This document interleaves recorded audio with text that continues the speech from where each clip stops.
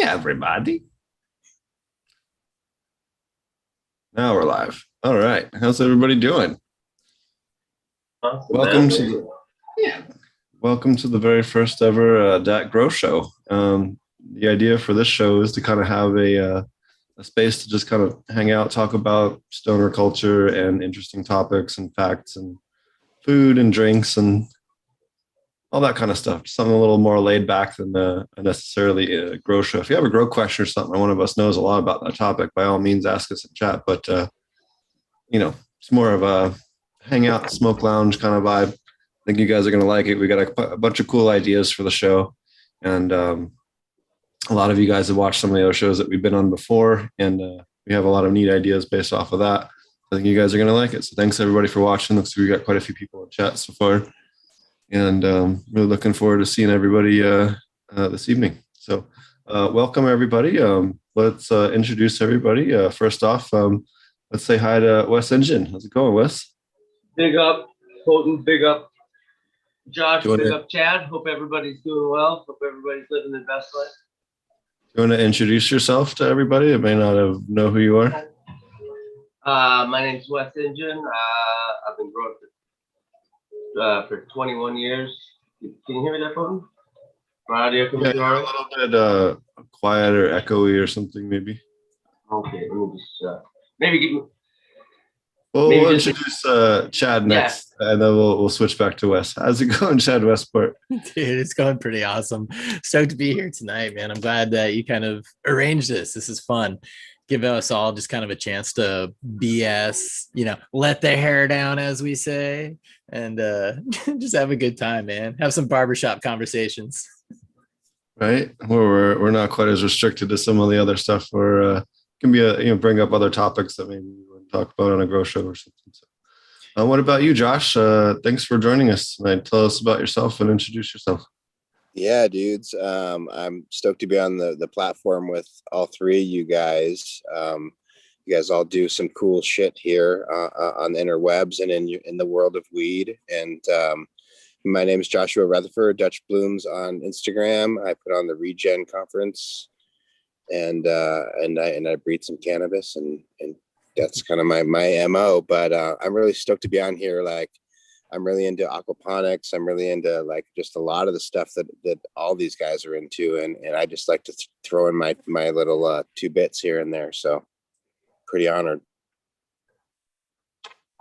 So, all right. And what about you, Wes? Looks like you got your stuff. Yeah, man. I think I got it figured out. I think I should be a little bit better now. I'm Wes Engine. I've been growing for a while now. I don't know, 20, 21, 23 years, somewhere in there.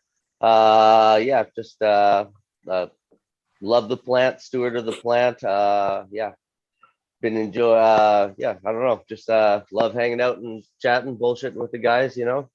Excited for this new show. See where it goes, where we can take this thing. So let's get into it. And for those of you that don't know me, I'm Steve from Potent Ponics. I have a YouTube channel, Potent Ponics. We have a separate show called Growing with Fishes. I do a bunch of consulting. We have classes, a bunch of other stuff that I won't get into now.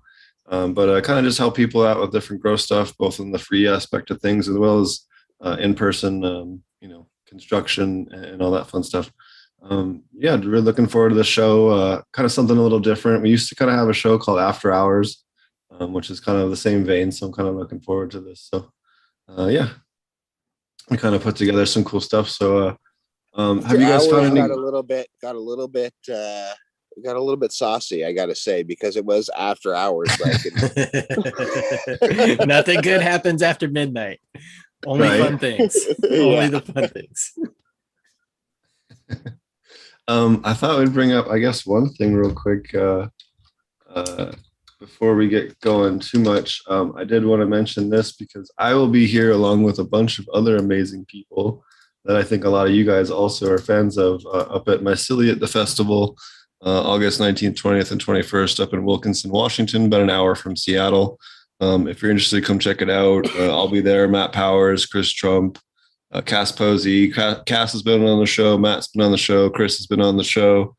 About half the speakers have been on the show or will be on the show in the next week and a half. So we have a really great guest from them on tomorrow.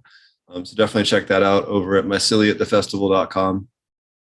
definitely looking forward to that and hanging out in the forest of Washington. I can think of far fewer places to be when you're scorching in the center of Oklahoma, roasting your nuts off. So I thought it might be fun maybe to start off with a couple. We have a bunch of different cool topics, but maybe start off with a cool drink or beer that you guys have been liking on lately, or maybe one that is in your collection that you just fawn over that you want to bring up to everybody's attention. We thought maybe we could bring up a mixed drink and a regular drink each week, along with a bunch of other fun topics. But maybe we'll start off with that just because it's kind of fun.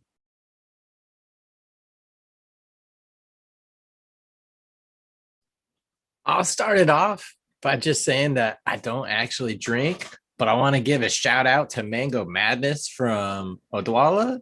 You're banging, you're thick, you're fruity. I love all your vitamin goodness. See, it doesn't have to be alcoholic.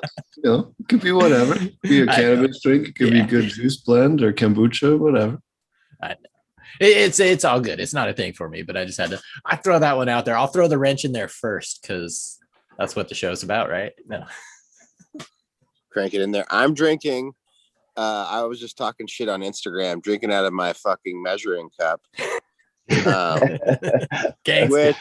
Which is gangster as fuck, and also proves that I'm not using some gnarly shit that I drink out of my cups. That's about as street as you can get. But I'm drinking vodka. This is not like me. I'm drinking a little bit of vodka with sparkling water and lime juice. Nice. Yeah. But it honestly, I've been pretty refreshing. Honestly, I've been taking a little break off of drinking. I've been just taking a little breather on drinking. Yeah, not too bad of an Every now and then you got to do those little self checks, where you're like, yeah, I'm gonna wean off for a bit and make sure I'm not, don't need it too much. Right. Yeah. Definitely been. Go ahead.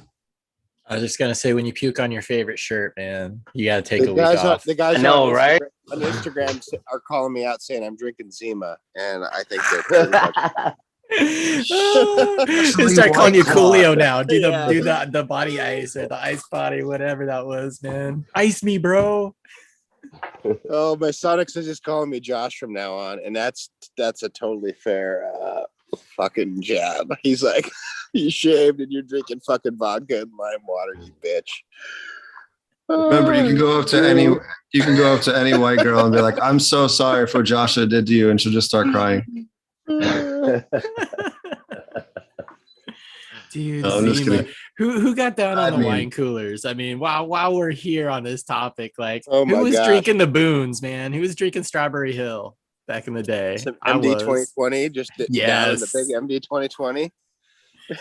Well, they had the cool flask bottles though, so it was you kind of felt extra cool with the Mad Dog. I remember when Sparks came out, and that was some wild fucking shit.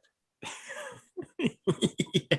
No, fuck that. I was the let's mix energy drinks. I was the kid in high school that was slam. I was telling my wife slamming Mountain Dews, jumping up in the car, listening to Rage, going to White Pass, just and then Sparks came out, and you're just like, whoa. We used to we used to put 2 Stacker 2s in a Four Loko until they dissolved and drink that. You want to talk about a fucking heart attack in a can? I am so glad energy drinks were not around when I was young teenager, because I was slamming Dews all day long. If they had Red Bull, it would have been Red Bull. I'm so glad they weren't around. Oh, that would have fucked my gut up even worse than it already is. There used to be a really good one that was orange drink flavored called KMX. And we used to go through that shit. I used to work at a cyber cafe when I was 15, and we had a whole internet service provider in the back. You used to be able to pay us to get internet. It was pretty neat. You can't really do that now on that kind of scale, but you used to be able to back in the day. And it was pretty wild. And we used to live off. We had a whole fridge that was nothing but energy drinks, and we'd sell them and then drink them as employees. It was amazing. We'd stay up all weekends from Friday all the way through Sunday night. Me and most of my friends worked in snowboard shops, and that was Red Bull's marketing ploy. Yeah. Straight up was they would give they would come in and put a refrigerator in there, and these pretty girls would come in every 3 weeks and fill up the refrigerator. and make sure you were stocked. And I would just slam them, dude, so much. It was bad. Yeah. It was. And the clubs too, like the Red Bull girls would show up at club nights. They would just show up and start handing out Red Bulls too. I loved the Red Bull ladies. Yeah. Right. And remember all the booth babes they used to have at like E3 and all the weed things? It's not quite like it used to be. Not to say that they shouldn't diversify. If they got a couple of dudes that are toned in Speedos for the ladies, hey, that's fine. We can let's just be equal about it. We can all be, gawking. We just need to have gawking for everyone.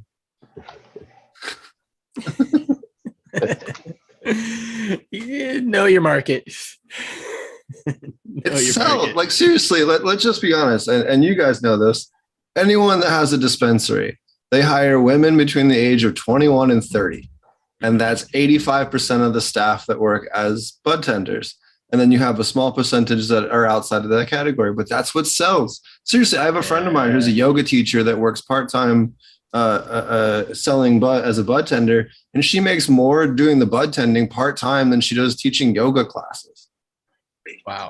She just wears her yoga pants to work. It's just, tips too. Like when my wife was doing retail, she would come home with like $120, sometimes $200 in tips a day. I'm like, I didn't earn that much at my job at that time per day. I wear yoga pants. I just get yelled at. Bro, when I bartended in Minneapolis, I would bring in like $300 or $400 a night, Friday and Saturday night, like pretty consistently. It was insane. And I was just pouring wine and beer, honestly, like, and being cute and just like fucking. Did you have those tight pants with a little zucchini in down there? I stuffed a little extra something in there. So, I don't know, man.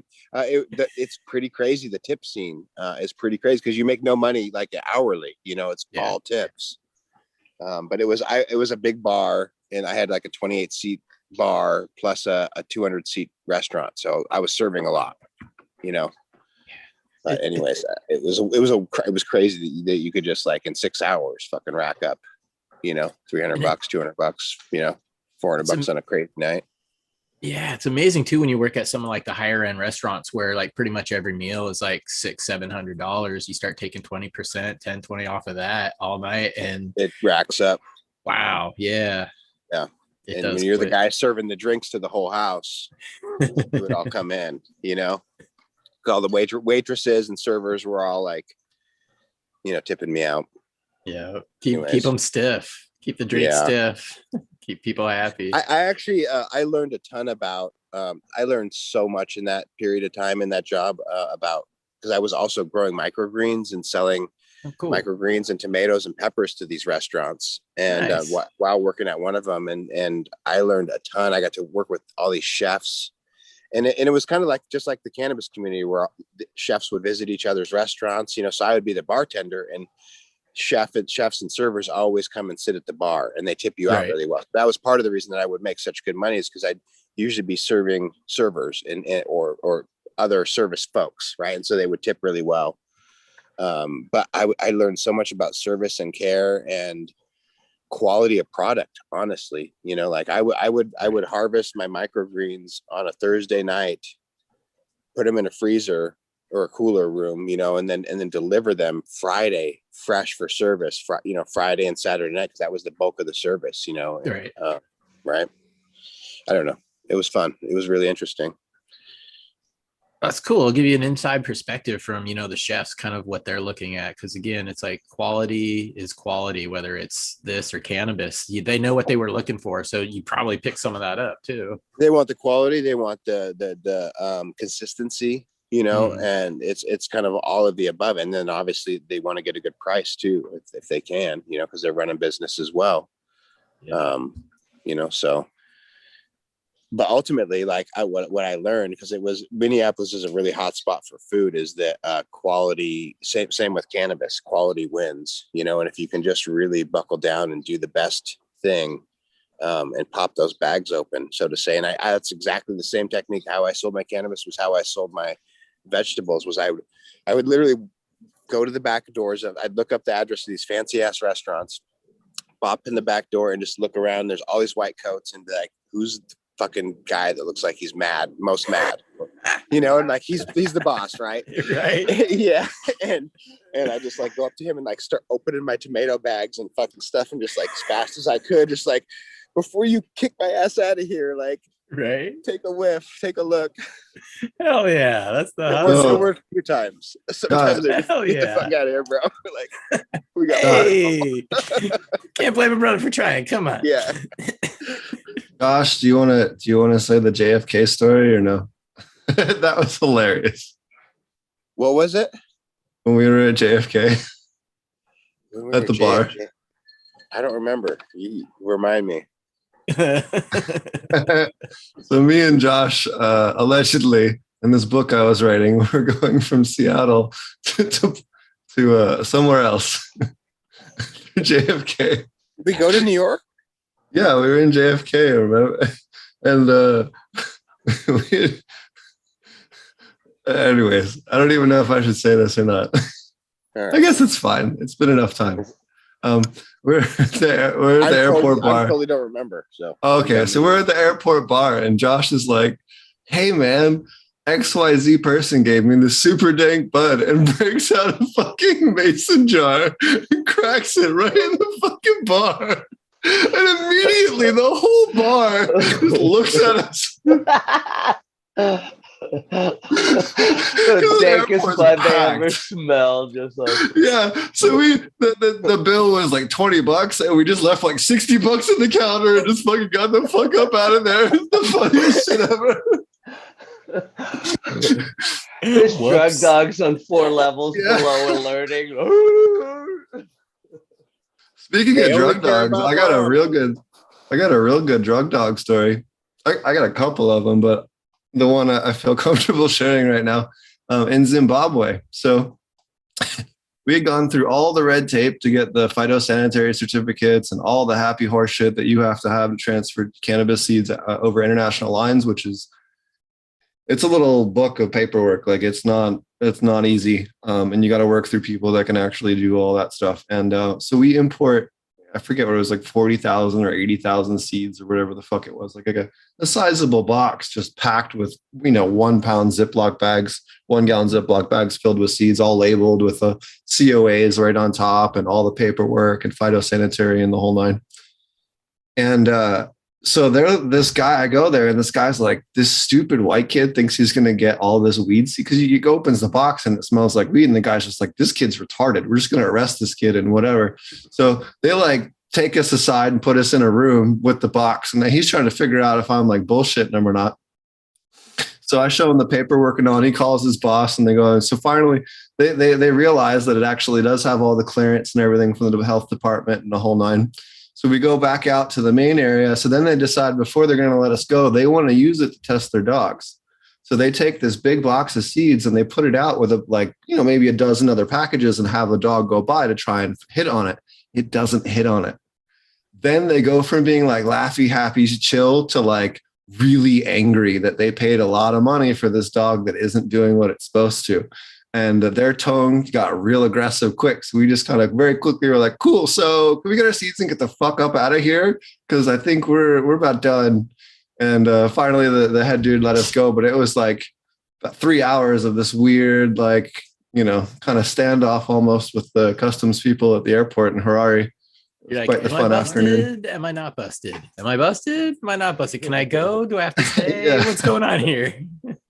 So that was fun, but shout out to, I'll leave him anonymous for now, but shout out to a friend of mine out of Oregon for helping me get all that stuff through. So foreign country would be scary though, man. Like, especially if you don't speak the language, you don't get to eavesdrop on what they're, trying to plot on you at that moment. That could be a little intimidating. I haven't been there, knock on wood, but yeah, that could be hard. Agreed. A little different than going to Canada. You're like, I'm right here. I'm right here. I'm ready to get myself in that situation, Chad, to be honest. Like, not that I actually want to be in that situation, but I want to be doing the things that put me in that sort of situation. Right. Well, it's how good is your poker face? Yeah. I want to travel. Not good. That's the problem with me. Not good at all. Like, yeah. Okay. You know, it's me and Don't my wife. Don't travel with me with shit. Like, you know what I mean? Take.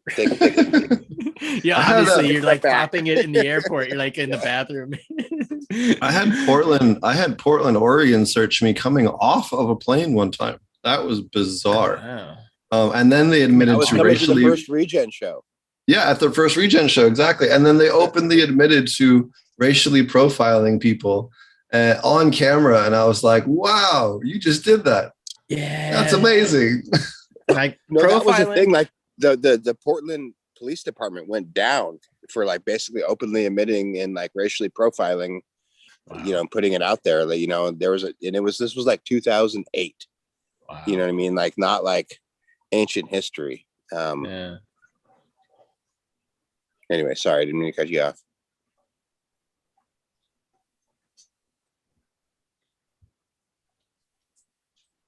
Me? Who? Oh, I thought I maybe cut you off. Sorry, Chad. Oh no, no. I'm being stoned back here, being that guy like talking to me. I'm like, yeah, Yeah. yeah, All right. yeah. I wanted to throw my drink recommendation up for the week. So this is Sortilege. It was like my favorite drink back east. This is a maple whiskey.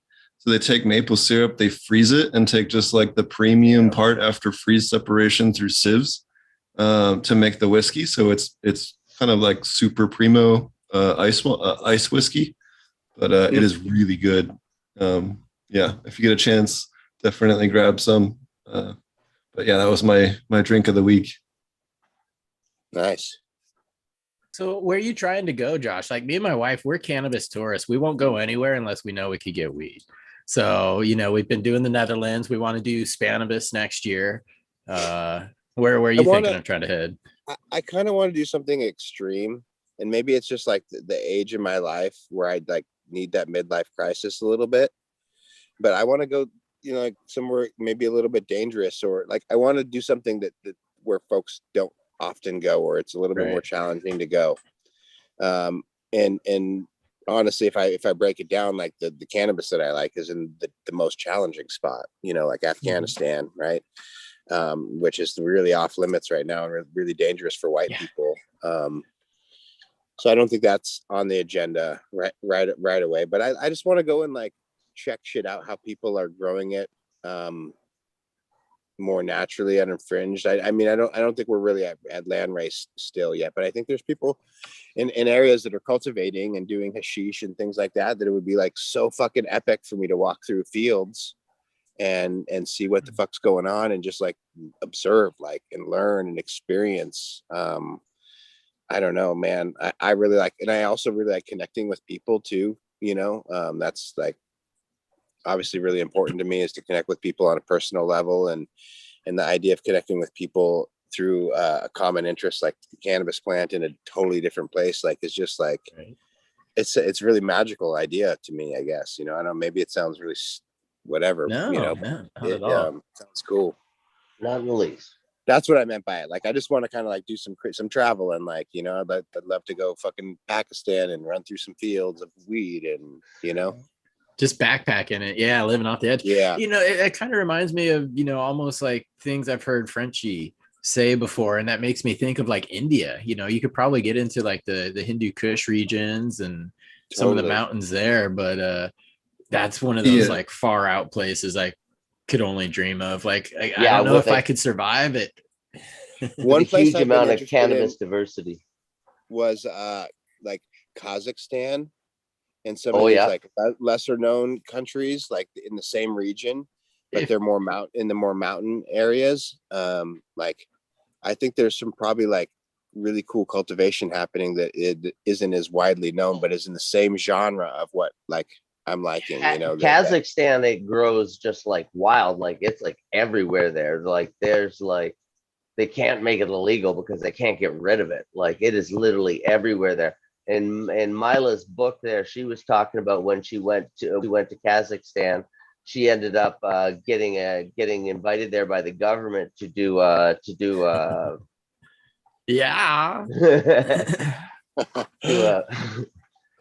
do it was a cannabis conference and talk about legalization with them, and then show them how to make hash with it. But she got to go all over and saw all kinds of different plants, and I guess there's just tons of them everywhere you go.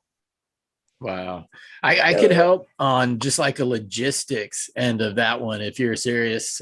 Josh, my sister and their family, they've been in Turkmenistan for a couple of years, and then they were just in Kazakhstan for a few years. They came back here when shit just kind of hit the fan there. But different operating procedures there as far as like daily life and movement.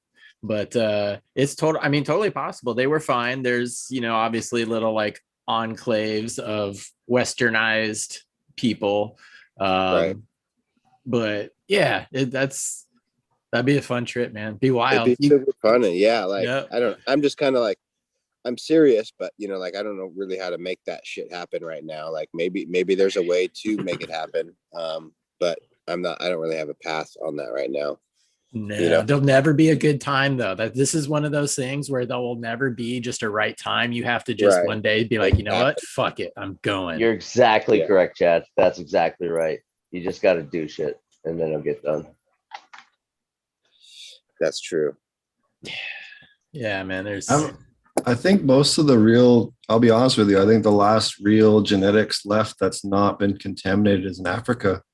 A large part of Africa never had import export, never had Westerners coming in, bringing in seeds for trade, never had a lot of that stuff that the other parts of the world that has land race has had happen, their genetics. So, the Congo or anywhere in Central Africa, really, because a lot of people are just afraid to go there, Yeah, the war has kept areas pure.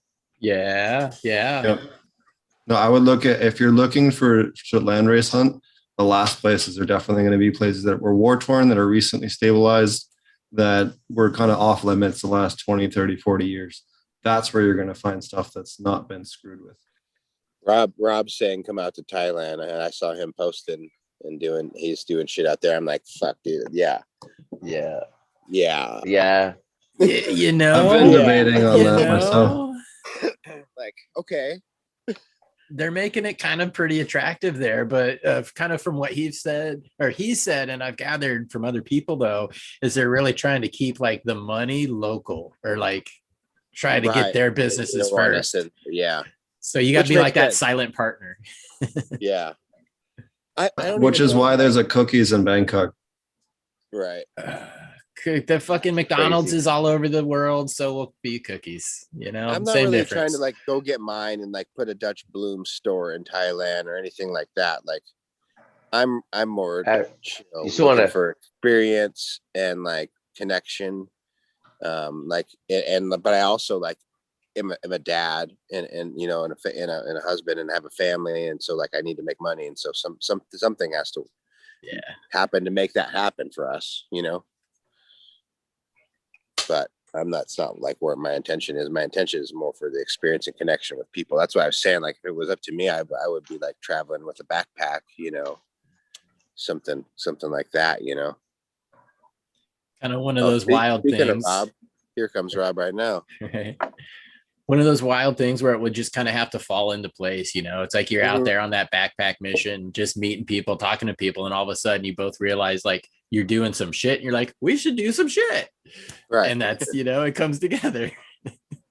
I'm actually what I'm really interested in before Rob comes on, it looks like it's connecting slow, is I'm interested in going to do something in New York City at this time, at this moment. Like I want to go work in the big city and do like a really bougie, it's kind of a pipe dream type idea, but that's what I'm thinking about. Pie in the sky type idea would be really fun to go have a rooftop garden in the city, like and where you have the storefront on the bottom, and the weed just like only goes out the store, it doesn't go anywhere else. It's just a real small, really high quality, like where you pay people, very, very well to manicure, to everything, just like the best that you can possibly do, and then you present that and charge the most, because in a city like New York you could find some people that are willing to pay for that premium product. And do it. That's awesome, Yeah. man. That's awesome.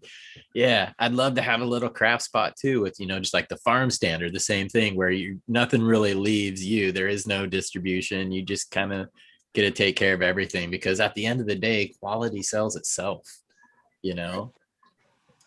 So yeah, that would be rad to see you do. How about you, US Engine? What's your plan, man? What do you want to see? What would your pipe dream be? My pipe dream? I don't know. I don't know. I right now this is, I guess that was a focus right now. I'd like to see this thing blow up. That'd be all right. Be cool. I mean, I always got my fingers in my little grow, but I mean, that's all I really do. I just kind of keep to myself. I just love the plant, little steward of the plant. I'm just here. Oh yeah, man. Dude, taking care of a bunch of plants is a lot of work. I'm It not is, trying to man. work that hard. You don't grow your own? Oh, I do. I do, but I mean, it's not that hard. Try to be quick with the memes. Damn. Oh man, It's this on is it. fun. I thought we could also talk about maybe some cool tunes. I wanted to mention everybody that doesn't know about this YouTube channel, go check him out. His YouTube channel is called My Analog Journal, but they have a ridiculous collection of cool, unique music from all over the world. Reggae, jazz, fusion, funk, you name it. It's really cool, especially looking for foreign records, things you can spin and play that nobody else has heard. One of my favorite YouTube channels by a long mile. It's called My Analog Journal. Come guys, play in Thailand. Be part Hey, of the great thinking about it. I gotta. Craft number 2. Welcome, Captain 420. What's up, Captain? Hey, You want to guys, introduce yourself? Since we have a new person on the show, why don't you introduce yourself, Captain? Well, if you don't know me, I'm Captain 420. I got into cannabis heavy after my accident and got politically involved with Normal back in the 90s in Ohio. And now on the new green front in Asia, here in Thailand, where things are actually affordable, not like the States. How's the scene over there? I've had a couple of offers as of late. The scene is getting wild. The scene is getting wild. The prices were really high at beginning, and now they're starting to drop, which is nice. Getting to see a lot more grows out here now that people are allowed to actually come and publicly put this out there now. And it's just like in the States, it went medical, and then all these growers came out. And that's basically what it was here. Before I left, no one would really talk to you. And now that the laws have changed, there's plenty of people to talk to. No, I remember we were sitting in your rig in Minnesota or Michigan, and I was asking you like, what's it like when you go back there, and you were like, oh man, like fucking most of the people I hang out with are like kind of like down on it, like they're not even interested in cannabis, and like so it's cool to hear you like totally have flipped the script, since you've been back. So What's really nice is to see the Thai people enjoying another freedom and embracing it, not kind of shunning it away, but actually embracing it, wanting to try cannabis and see what everything's about. Now, they are pushing a lot of CBD here, and that's perfectly fine. Matter of fact, I bought some CBD flower last night because it helps me to sleep. And it was $1.50 a gram. They call it power berry, and it tastes like berry all the way through. It's got a sesquiterpene in it. Wow. And so they're coming with the quality already. They're starting to. They need a big helping hand with this thing out here called the sun. Do they know how to grow it well? Pardon me? Do they know how to grow it well, or are genetics just kind of getting them by at this point? Genetics are getting them by at this point. Do they have All our superior Western genetics? They want everything from the States. They really don't want anything from Europe. Who would? They see what we have in the States and they want that. I'm just saying, like, at this point, like, Northern California is the epicenter of genetics, in the Yeah. cannabis. Yeah. There's some other spots, obviously, California. Let's just say California. Exactly. Basically the West Coast and some spotted places throughout the Midwest. But yeah, they want all those Cali genetics. They want Cali packs, man. Man, you guys get me Cali packs or anything like that, I'd be in heaven here. There's a guy. There's a guy who just got busted in Thailand with like a shipping container ship full of Cali weed, like not that long ago. Yeah. It's so funny, that term Cali too, because in Amsterdam or even the Netherlands, like any coffee shop you go into, there's a Cali weed section, and it's just the fire strain names, but they're like $40 a gram, whereas like your White Widow's 8 or 10. It's the weirdest thing because it's Cali weed. Like that's just the term, I guess, for the rest of the world. That's why they're getting 1,000 baht a gram, close to $30 a gram here for that. And I look at it and I go, why aren't the trichlomes on your fingers? If you're paying $30 a gram, man, that thing better be covering your hand in crystals. Yeah. Have you, But I mean, this is it's probably nice not the best tasting question to all ask the you local online, but I'm going to ask anyways. Have you tried to import any genetics, like plant material? No plant material yet. No plant material. But I do have some genetics with how me. does the Thai, do you know how the Thai government looks at that with hemp and everything? Because I have a hemp license, so I can send, hemp plant material to a lot of places. Give me a little bit of time with that. There's a import export permit that's tied into the 3 permits here in Thailand. The licensing for the cultivation, the sale of it through a shop, and then the import export license is all part of that little deal they have. And I'm trying to work on that right now. Because yeah, it would be nice to have you, in like San Francisco or LA, pop a box in the mail, overnight it here to Thailand and get clones here. That would be awesome. Well, dude, even like for the effort, you could spend the money and put it in a decent sized box with the nice, like, temperature packs, lights, and everything. So you're like, all right, we know this sucker is good for a week. In little clone shippers, like, you know what I mean? Do a really nice. I can help you if you want to transfer all that, because I know all the paperwork. You basically have to get a phytosanitary certificate for each of the stuff to transfer legally. So it's a process, but it's just kind of long and tedious, not necessarily difficult, for the average person. I think we have a fucking winning idea, honestly. Right there. That because I know that is a huge process, and I've been approached by some big companies in the past to figure out. There we go. There we go. It's happening. Ramen and fucking weed. It would be great to set up, like, if we're in Thailand, like a New York style bodega that sells weed legally. It'd be amazing. Wait a second. I went into a local village, a little small village here, and I pulled up and I grabbed the water out of the cooler, and I went over by the cooler and I even posted it. They had a old piece of cardboard with little baggies stapled to it of weed. It's awesome. So I already got you on that one. Mr. Nice Guy style. Hand out the business cards and let them call you. Trench coat. All right, guys, business is closed.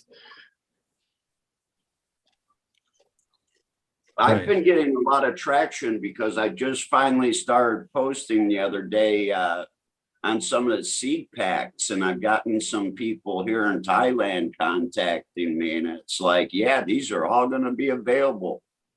We're going to make them available in clone form to you. So what is the general thing you're seeing for sale? Is it are people trying to mimic California strains or West Coast strains, or Yeah. is it like, yeah, are they just knocking it off and like bullshit, whatever? I see crescendo here, and it doesn't look anything like the crescendo back in the That's States. so interesting that I saw that and you told me that, and that's so interesting because it's not a huge hit of a cultivar here in the States. Like a lot of us know of it. I hold the cut. It's an amazing cut. Like I really like it. It's super high potency. It's like 30 some percent. Like it yields good hash. Like everything about it's cool, but like it's just not that well known for whatever reason. And I'm like, how the fuck is it in Thailand? You know what I mean? That's like, Why this one? yeah. What happened is they ended up with some genetics, and they were passed out by a few people while I was gone. And that's basically what happened. They got a certain few genetics in, and it seems like a lot of people are running with them. But I'm hearing of strains like Colt 45, and it's like I'm trying to find out where these strains are coming from, and I'm finding out they're coming from Spain, from Holland, and it's Colt like, 45. okay, but it's nothing special. Like I say, the biggest thing they have to overcome is this big sun out here, and they're not putting enough shade cloth in their greenhouse or enough shade. And the terps are just being burned off. Don't they do that? I mean, I've seen, because I'm like Steve will say this too. Like they're big in aquaponics in Thailand, and so I've seen a bunch of videos about Thai aquaponic farmers, and they're always, their pepper, their lettuce, and they're always under shade. They don't have any walls, but it's always a shaded roof type material. So I would think that would be kind of like standard operating procedure. But you're saying they're just growing out in the sun. Yeah, they're just growing out in the sun. They're not putting acres underneath shade cloths like they should. And what's the sun time like? What are you getting there? Like, are you more? I actually don't know. I'm sorry for my ignorance. We're just under 13 hours at the most, sun and darkness. So everything's flowering if it's outside. Shit's flowering unless you put a light on it. Yeah. Pretty much. Yeah.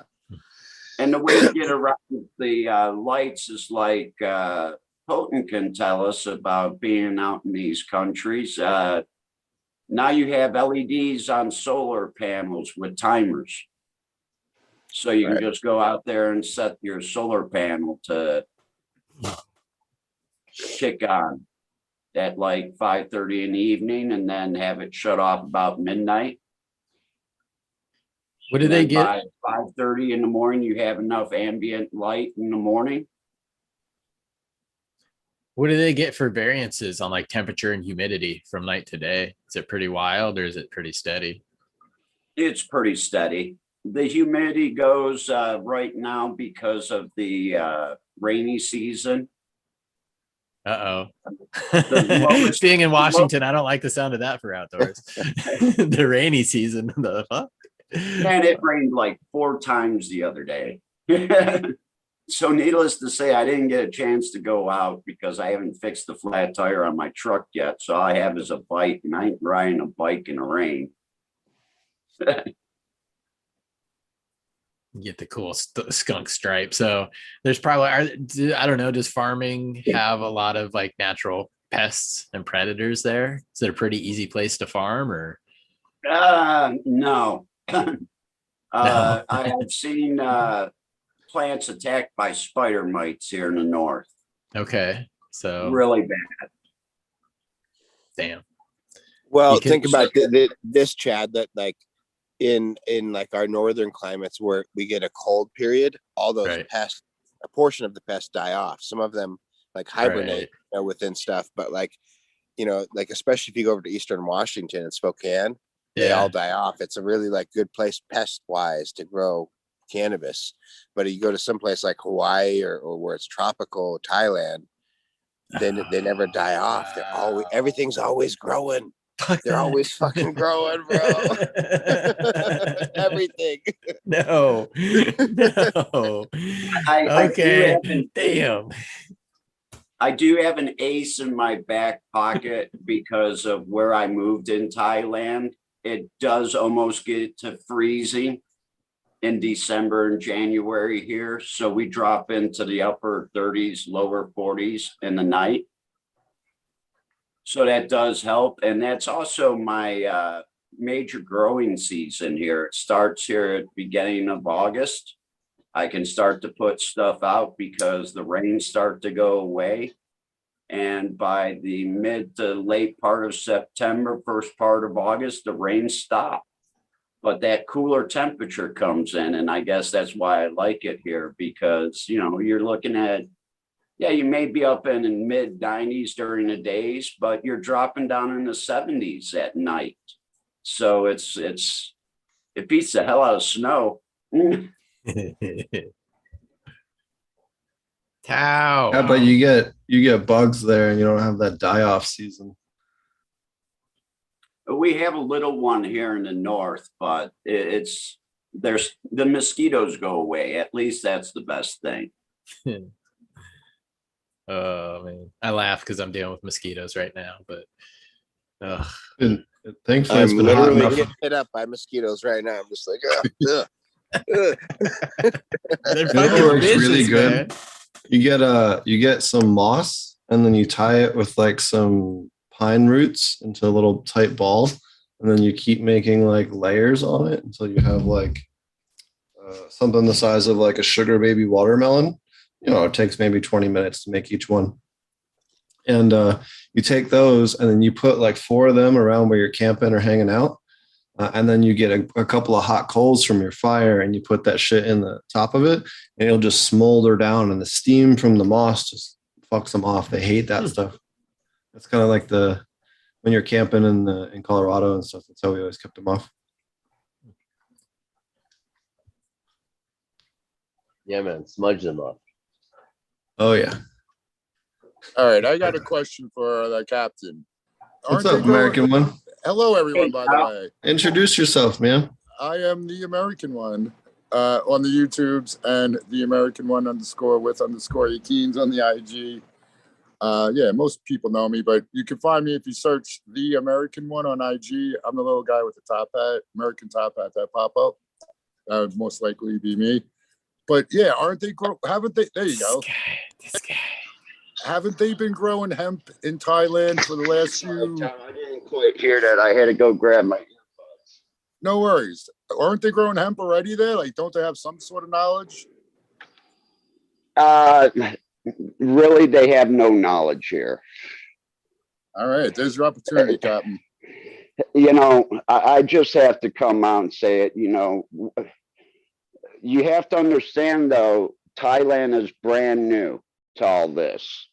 They were like us, hiding in dark rooms and putting everything in tents, you know, hiding it and not speaking about it because there was the fear of a couple joints taking you to jail or causing a large amount of fines. So I don't think the progression was there. You know, what they're really looking for here is autoflower and femmes because they're easy to grow. They don't have to worry about males. They don't have to worry about flipping a light schedule or anything like that. They want something simple and easy. But that's what confuses me. Like flipping a fucking light schedule. If you just put them outside, they're gonna start going, right? So Exactly. like it's pretty fucking simple shit. Like you cull the males when they're there, you know, like it's not that big a science. Like If you know what you're looking at, and I've done this, and I thought this was a myth until I was in Jamaica. On week 3 and week 4, the males will be noticeably taller on this, as long as it's the same cultivar.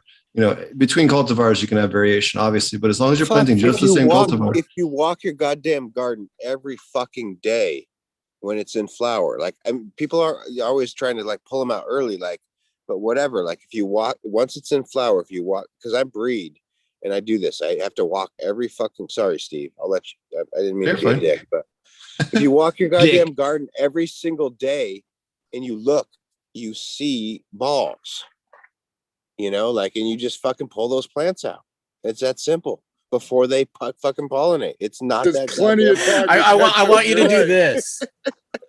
Like the guy on fucking Yeah. YouTube just it really, I mean, that's sorry. I just don't understand what the complication is with lights and schedules, especially if you live Well, like it's when, not when even 13 hours. it's, I'm just like, you put the thing outside and you fucking yank the balls.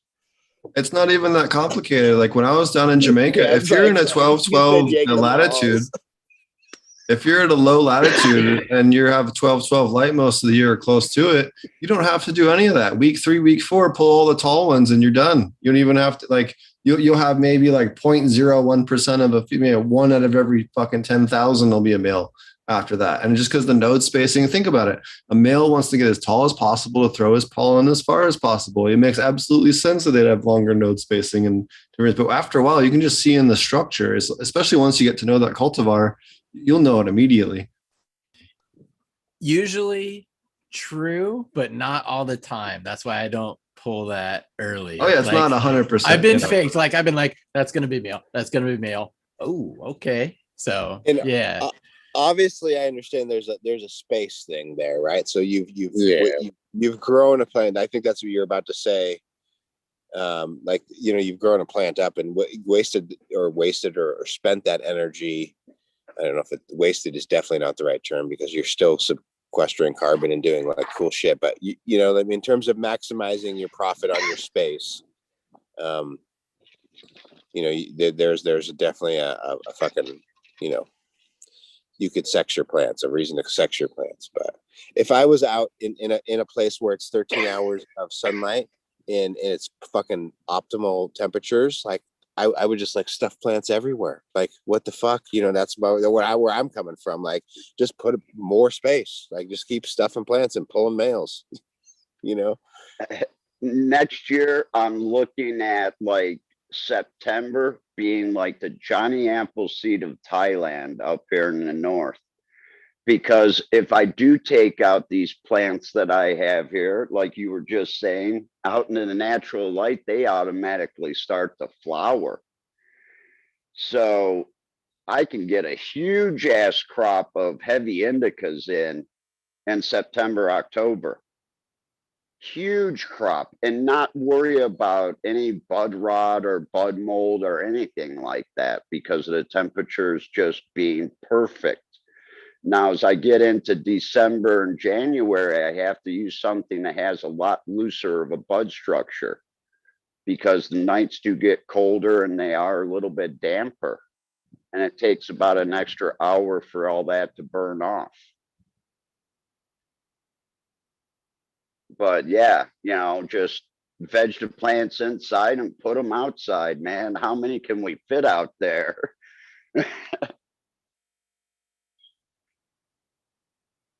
I've had people ask me that. Well, how many can we fit there? I don't know. Let's just see. I ain't gonna give you a number. Let's find out. Right? We will never know until we try. I think one more can fit. Yeah, right there. Exactly. Call later. Do you guys, at least in your region or like even your little microclimate, do you have to deal with a bunch of wind? Do you guys get a lot of sustained heavy winds there, or is it pretty mellow too? Only when the storms kick up, it can get very brutal, but we've got a constant 3-4 kilometer-an-hour wind all the time. I just wonder too, you know, if everybody's getting into this and a lot of people are doing hemp, if you're instantly going to run into that cross pollination thing. Because I imagine a lot of people would want to do it outdoors versus indoors, where, you know, the power grid might not be so hot, the equipment might be, you know, harder to come by. the sun's the best damn thing and it's free. So you think you'll have some stray pollen floating around on those winds? I just Cap, wanted to all- say how much I thought that was a great word, kilometer. I think we need to make that word. Thank you. Hey, Cap, I didn't all know if anyone caught that one. Oh, that was amazing. all the plants that they gave away there in Thailand, were those cuttings or those boys or girls? Those were all clones and they were all CBD strains. And they all had russet mites. No. I wouldn't put it past that they had problems. That would be the ultimate government move to like That would be. corner the market. Yes. Just start everybody off with the HPLVD. Yeah. But it's, it's the green rush #2. We see it in the States and now it's trying to happen here in Asia. And I'm trying to get these people to understand that just like in the United States, there's a lot of people that lost everything because they thought cannabis was going to be it. And then the prices plummeted. And I'm trying to get them to understand that here. It's like, there's really no one here to buy all this weed and you've got a shit ton of it. You got a shit ton of fucking mids too. Yeah, well, coming to Thailand next year, concentrates. What are the COAs like? Let's get to the concentrate first. Any concentrate with 0.2% or more THC is illegal in Thailand. They did keep that illegal. And I think they're keeping that because they understand that Thailand can produce a ton of crude oil for the cannabis industry. Are edibles considered a concentrate? There's really no laws on edibles right now. They haven't decided which way. There's really no laws right now, period. A lot of these shops, there's nothing set up for sale yet, but they're going to allow you to have shops. They just haven't figured everything out. That will be in December. And hopefully by then, everybody will have their permits in and all their licensing. Because I think after the first of the year, you're going to see a bit of a change. I'm kind of hoping that, by getting the import-export license, they may allow the other license to keep going on and being distributed, but they may stop that one. That actually may be a good license to hold on to and resell down the road. Because I see this over within 3 to 4 years.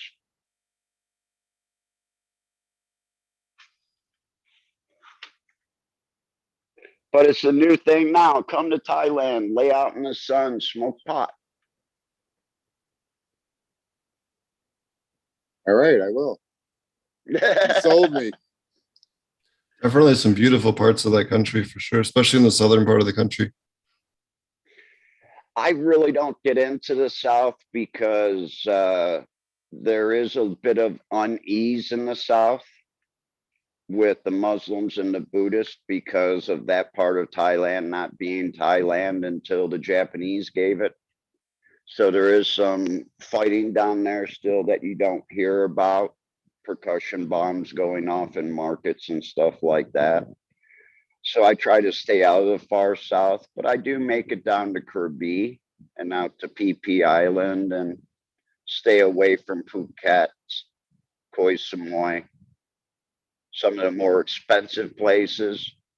Actually, I just don't want to be around any of you Western people. So I go to the Thai beaches and I go to the Thai areas. And yeah, there's beautiful areas up here in the north. Going through the mountains, and then all of a sudden you get through a little mountain pass and there's this big flower garden. Or you go up over the next hill, and then on the other side of the hill, it just happens to be a south facing slope and all the flowers right there. Yeah, it's beautiful.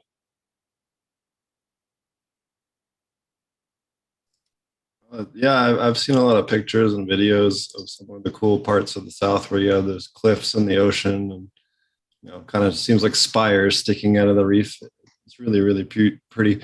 The thing I was looking at, because I've had a couple of job offers out there lately, is there's literally 3 times as many venomous snakes as there was in Zimbabwe, which is saying something. Oh, you mean like the brown cobra in my front yard that I stepped on? Well, listen, right? cobras are chill, right? Here's the deal with cobras. Cobras tell you what they're going to do. And once they raise up and fan out, they have a very narrow strike range. It's like some of the fast ones, the tree ones that you got to watch out for because they're quick and they can, just zoom down you and grab you wherever. They're the ones you got to watch out for. We've got these little green snakes. They're about 18 inches. Then they You got all like the to pit be up in the vipers there, trees too. Yep. You have like 34 different species of green pit vipers. Yeah, you get it. I think they call them 6-step because you get about 6 steps and you're dead. And they'll drop from a tree right onto your shoulder, onto your back, and bite you. You're done.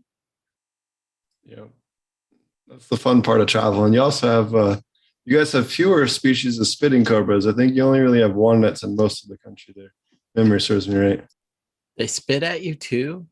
Oh yeah, in Africa we had 3 different species that we had to worry about. So we'd have dogs that would run out into the field, and the dogs are like aware of how to deal with them. So like they'll kind of, as soon as the snakes smell the dogs, they like fuck off because they don't want to deal with them because they harass them and they don't get close enough to do anything, but they, you know what I mean? They're just hyper aggressive. So we'll let the dogs out first to check the field, and then we go into the field. You never walk out into the field in Zimbabwe like just waltzing out there because you can get bit by way too many different things. You have mambas there and everything else. It's not wise at all to do. We also have night adders. That was the thing that we'd run across the most. These little adders, and they're only like 8 inches to like 14 inches long. They're not big at all.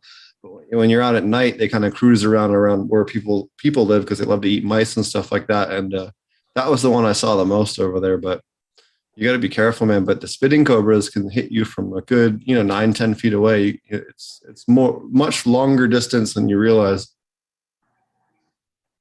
Damn, 10 meters? Fuck, 30 feet? That's fucking incredible. No, like 3 or 4 meters, but 10 feet. Okay. Yeah. Still though, man, that thing could, what does it do? Spit in your eyes and blind you? It can blind you, yeah. Yep. Wow. What a dick. That's crazy. Good thing is if you get bit by a spitting cobra, like your chance of dying is really low, but you just don't want to get spit at. But that's the other reason why you never go into the field without sunglasses. Always wear sunglasses, because if you get spit, at least it's not right in your eyes. Yeah, man, I'll stick to jolly old England and the EU. They're pretty cool there on their deadly animals. They don't have it. What was it? Saint Patrick and his flute or whatever. I don't know him or his flute. Oh yeah, so Saint Patrick brought the snakes out of Ireland. Yeah, I know the Pied Piper one. He let all the rats off the cliff into the ocean. Yeah, so Saint Patrick let all the snakes out of Ireland. Oh man, this is probably a religious thing that I'm failing miserably on right now. It's okay. That's okay.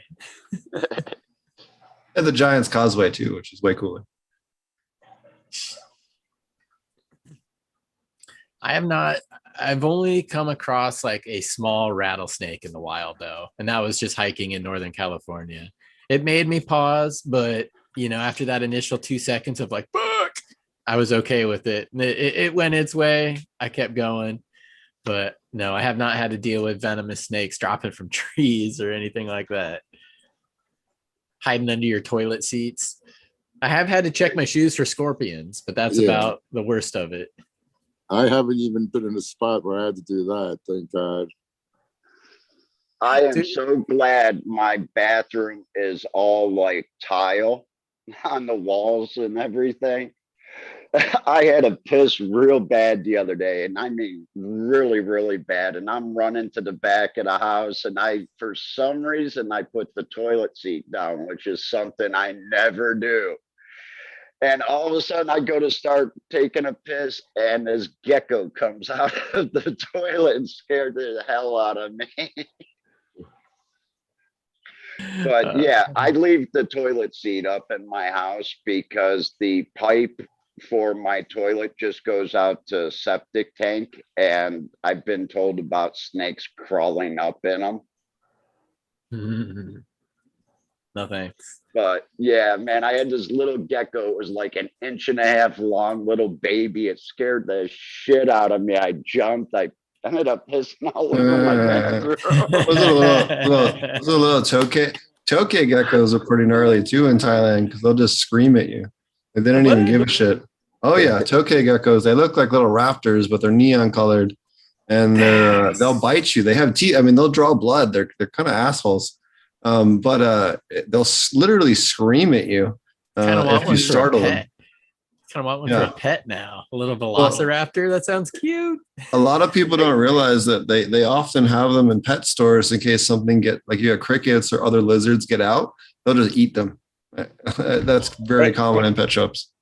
Chad, they live in above my drop ceiling in my house, and they the Vietnamese or the military, when they came over to fight in Vietnam, they call them the hors fuck d'oeuvres. me or fuck you gecko, because the way they croak when they're approached by something, the females will start to croak, and it sounds like fuck you or fuck me to our Western ears. It's really hilarious. Very vocal and highly aggressive. They're quite the interesting pet, but yeah, you have to train them from a young age to get used to handling, but most of them are just hyper aggressive and bite the ever loving shit out of you. Is that full size right there, essentially?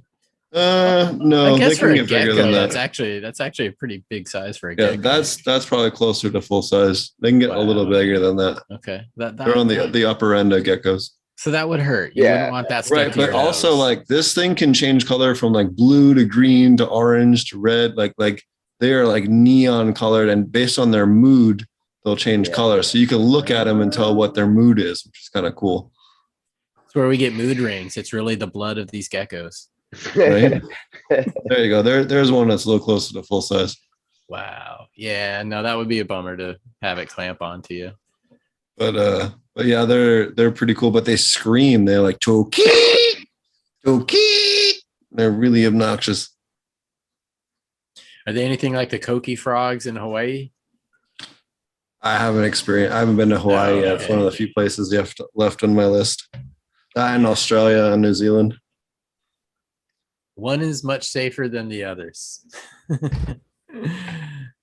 I've been to the safer one, not the others. You have to worry about orcs and the Salomon over there. No. Old business partners. Blah. Serato, I'm looking right at you. No. Yeah. There was a couple of interesting news stories this week. So I'm sorry, Federal Workers Union actually backed removing cannabis testing for federal workers, like as their union officially. So that's never happened before. So that's pretty cool. Yeah, it's a bold move. Yeah, it certainly was surprising to me when I was doing the research for the show today. I didn't hear about it anywhere else news-wise, so definitely something I wanted to bring up to people because I hadn't heard about it anywhere else. So I've failed P tests in the past for jobs. I've also had to fake pass them in the past, and I have. Has anybody else had that experience of having to pass your drug test? I've been. Go ahead. Go ahead, Pun. All right. Well, I had 3 times, and I quit once for 1 full day of smoking cannabis. That was it. That's what you're going to get from me. I don't even know why I did that. No job is that special. But I ended up drinking something from the head shop that supposedly cleared it. And I passed every, and then the bad thing is, however, after I passed, shortly after, I recommended it to this chick who's getting a test for a health insurance thing. Yeah. And she did it and she failed and she got denied the life. I don't know if it was health or life insurance, but yeah.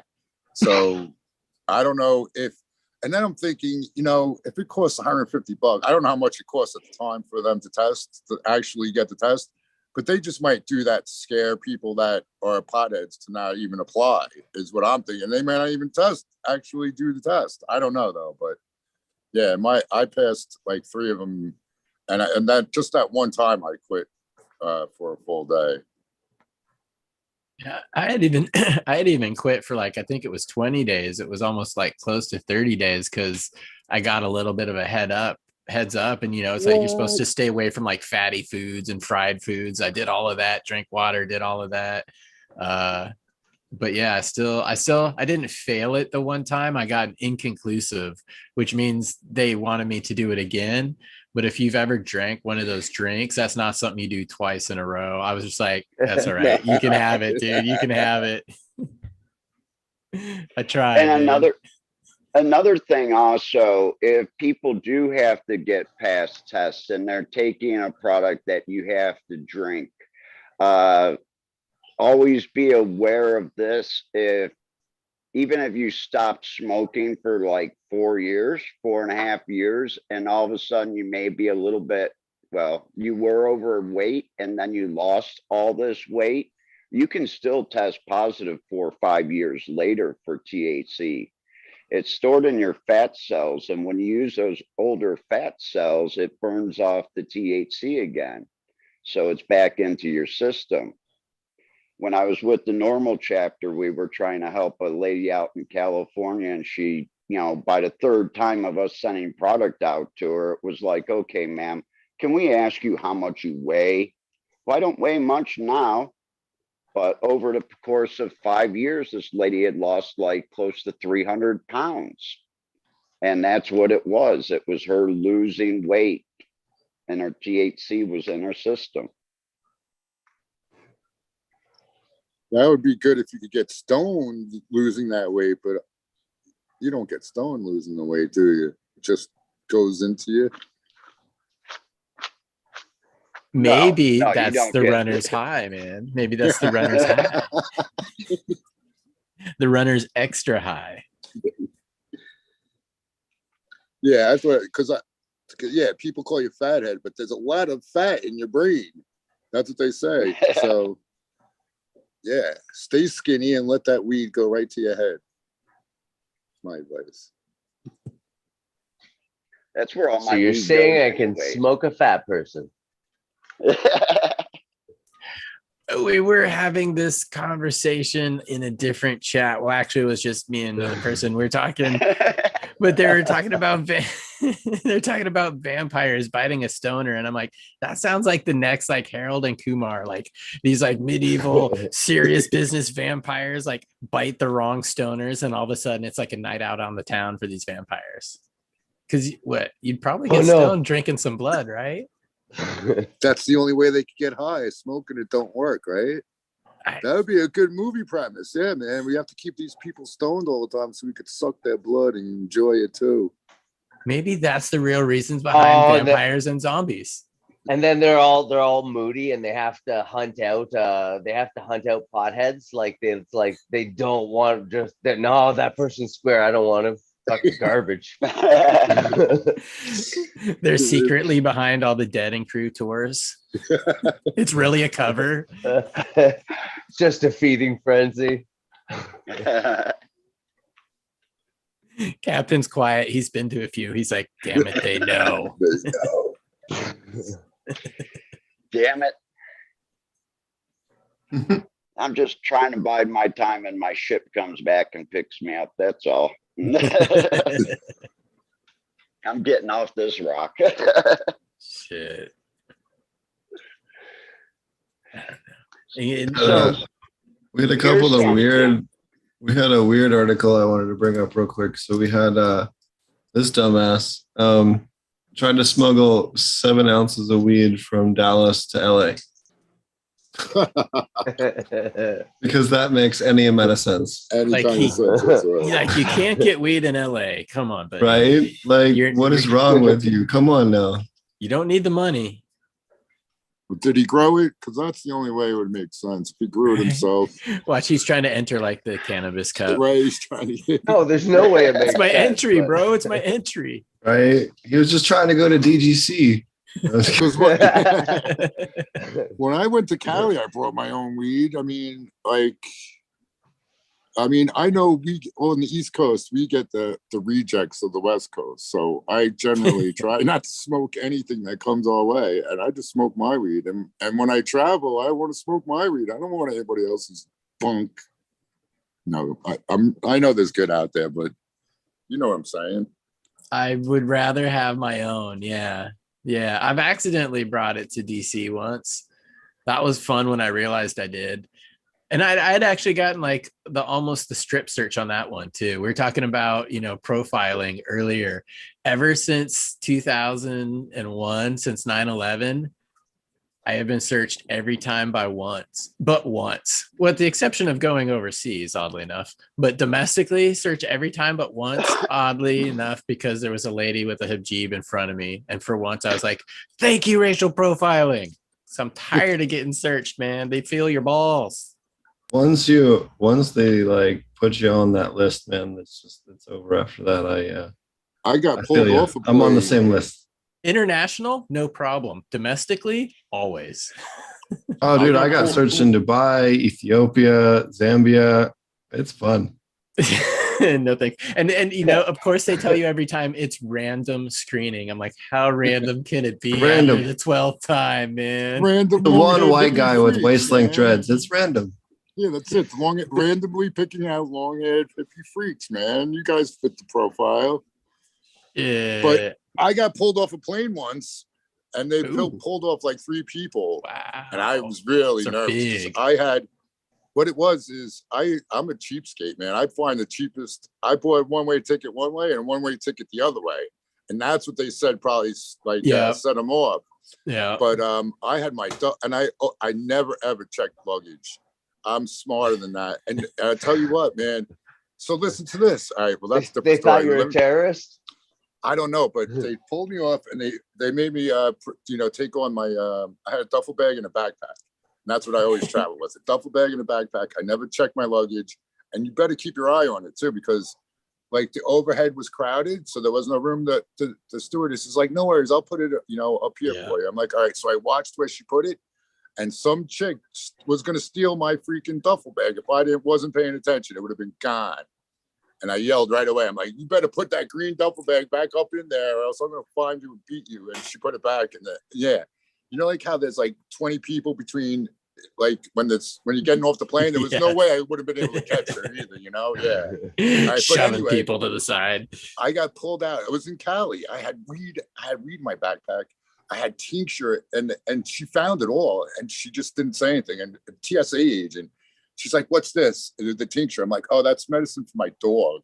And it says right on there, cannabis sativa tincture or whatever it was, And in my backpack, I had a clipboard kind of thing that like opens up. I still got it so that like papers won't get crushed in your backpack and shit. Because I take motorcycle everywhere, and that was filled with little baggies because I went to a cannabis cup and I saved all the leftovers and they didn't. She opened it up, but there was a whole bunch of papers. She's like, "All right, just close that back up," and then she let me back on with no worries. But I was really. I don't know. I wasn't shaking or anything, but yeah, I felt lucky. I've had some fun incidents in Jamaica. We had one time, we were headed over to Westmoreland, and all 3 of us had a joint in one hand and a rum and coke in the other, allegedly. And in the car, and they stopped us, and the guy could smell that our weed was just way better than the guy that had at the checkpoint. And he was kind of pissed off about that. And you could smell that we had weight, right? Because, there's a different smell when you have a couple pounds. So he could smell that we had it, but we couldn't find it when he searched the car. So he goes, "I know that you have a lot of weed. I've had a shitty day." Do you understand what I'm saying? Yes, sir. So we just gave him like 2 fistfuls of weed, and he was happy as could be, and on we went. Yeah. Yeah, that's a great one. Nice. Oh, Yeah, There's Thailand. It'll work like that too. Yeah, man, especially if they're like, you have waist length dreads, they're like, this guy knows what he's doing. This guy's got the good shit. Like, we can figure something out. Or this guy's got, a couple bucks. We can come to another way to get out of this situation. Right. That's the biggest thing is like wording your bribe right when you're traveling, right? Like, that's how the rest of the world works is off of a little bit of palm money, but you got to word, isn't there another way we can solve this problem? Or that's the trick of it. Yeah. Can I pay the Not fine doing a here? culturally offensive way of offering the cash. Let me pay the fine right here, man. Yeah. Can I buy 3 tickets to the spaghetti feed, please? I remember I'll leave out which country just to save myself and them the hassle, but I was at a place and there was an issue with my visa. I won't get into the reasons, but it was it wasn't my fault. It was something that one of the clerks had fucked up. And she's like, well, I can't let you through, but I'd like to go out tonight. Do you understand what I'm saying? Yes, ma'am. Pull it out, put $100 on the fucking passport, closed it, folded it, closed it, put it back on top, opens it. All right. Looks like I found a way to get it through. That's just how shit works some places, especially in poorer countries. Like, I keep a couple bucks on you. If you're traveling, keep at least $200 on you to solve problems, like in US cash. Seriously, I keep it in like $20. Like offer, I'd slowly go. Don't offer them $200. Like offer them $20 and go up from there. But you get it. Pretend you're at a garage sale. But yeah, it is crazy because that's like kind of one of those mystified stereotypes of some other countries. But it really is the grease that moves the wheel in many places. It's less hassle than all the fucking paperwork and bullshit we deal with in the States. Like, yeah, I might have to pay a couple people a couple of bucks, but then I'm done. Like, I don't have to deal with it. Like, it's over, right? Like that's the nice thing about it. This fucking long, drawn out bullshit and permit process, fucking inspections and all that shit. That's what I like about Thailand. And I always say it, I feel more free here than I do back in the States because I actually do. I don't do anything that's drastic. So I know I have enough money in my pocket to get out of anything that I'm going to get into. And if not, the ATM's right there and the cop will take me. The cop will take you to the ATM. How nice, just to make sure you don't get mugged on the way. He's not joking. They'll totally do that. I've had that happen to me once. Yeah, I would be more apt to just arrest you, take all your money out of your pocket, and say you never had it. No, here's the thing too, though. So, like, in a lot of these countries, if they get known that cop is victimizing foreigners that are investing in the country, that's a real quick way to lose your head in a lot of places. And a lot of places that I've worked in, that is one of the last crimes that you want to get a fucking accused of. Jamaica in particular. Yeah, very true. No, like, so I was working on a project. You guys see my YouTube and stuff. I worked in Jamaica for a bit. I'll probably be down there at some point in the next year or so. We got a new property that we're working with down there. But there was a Chinese businessman who got killed in Kingston when I was down there, and they just went after the head of the gang that controlled that neighborhood and just raked his house with like a minigun from like a Huey. Like, they didn't give a fuck. Whoever was in there was just dead. Like, when a businessman dies that brings money to the island, they don't fuck around. They get rid of that problem. Like, and they're not gentle about it because that's threatening the income of the whole island. Yeah. It's a different scenario than what people are used to in the US. So you threaten the whole country's economy. You kind of have to be a little more heavy-handed. I'm not saying I'm justifying or thinking what they're doing is right, but I know, certainly they should just detain these guys. But that's their solution to the problem that they've come up with. Swift with extreme prejudice makes people not want to repeat the act. I almost kind of joke, but I'm kind of serious sometimes. I'm like, for certain crimes, man, they need to bring back like the drawn quartering. Like, hook the motherfucker up to 4 horses in the town square and let him go and see how many people keep doing that. Ask Rob. Like, I bet you it's similar in Thailand. Like, if there's a thief that gets caught like stealing a purse or some shit in a market, the local market's going to descend upon them like locusts from hell. And say it doesn't matter if you're in Africa, anywhere where you're lower income. If you're a thief and you get caught, you'll get beaten with an inch of your life. Then the police will do that again the second time, and then they'll throw you in jail. Like that's just how that shit works. But there's a very stiff social justice system that just doesn't tolerate that shit in a large part of the world, and that's just how they live, and it keeps the peace there. And they have less police officers, and they, you know, whatever. But that's just how it is. Again, not justifying it, saying it's a better way. It's just that's how their society is. I'm kind of for it. There's very little crime at night here in the north, and now that since they've opened back up, I do see more of a police presence on the one street that I kind of hang out with on. And I think it's because they're trying to clean up the area, because it's like downtown and all of a sudden things are changing like every place. So they're starting to come back into downtown and wanting to fix it up for the tourists. But you know, the northern part of Thailand here, the one general and the police in Laos see the yaba dealing, and the big traffickers, they catch someone with a couple million yaba pills, they put them on their knees and execute them on sight. And their reasoning is you're dealing death to our country, and we're just going to shoot you to stop it. And they're hoping that if they shoot enough people, then, you know, maybe the yaba will go down, but it doesn't. But yeah, you know, What is yaba? Yeah, what the fuck is? It's what the meth. fuck What is it? Oh, okay. It's meth. And Okay, it's just well, fuck meth. It's destroying. Yeah, I'm cool. It's like with a that. good program they got there. Yeah, I'm not gonna lose sleep over meth heads getting shot. I'm really just not gonna. Not gonna. No, It I is don't have a dangerous problem either. though, where they, you know, where the government or whoever makes these decisions draw the line, because at one point that they is could be true. like, weed is, you know, weed is deadly to you. You're gonna jump off buildings and do all this shit. So that's Don't when go you're to like, the Rid of Philippines. the devil's no, lettuce. yeah, don't tase me, bro. No. Avoid the Philippines. That's all. Yeah, there were certain states I would avoid because there were zero tolerance states, like Kansas and Utah still. Illinois. So Kansas. So just for the record, Kansas and Utah can still prosecute you because you have the metabolite for THC in your system.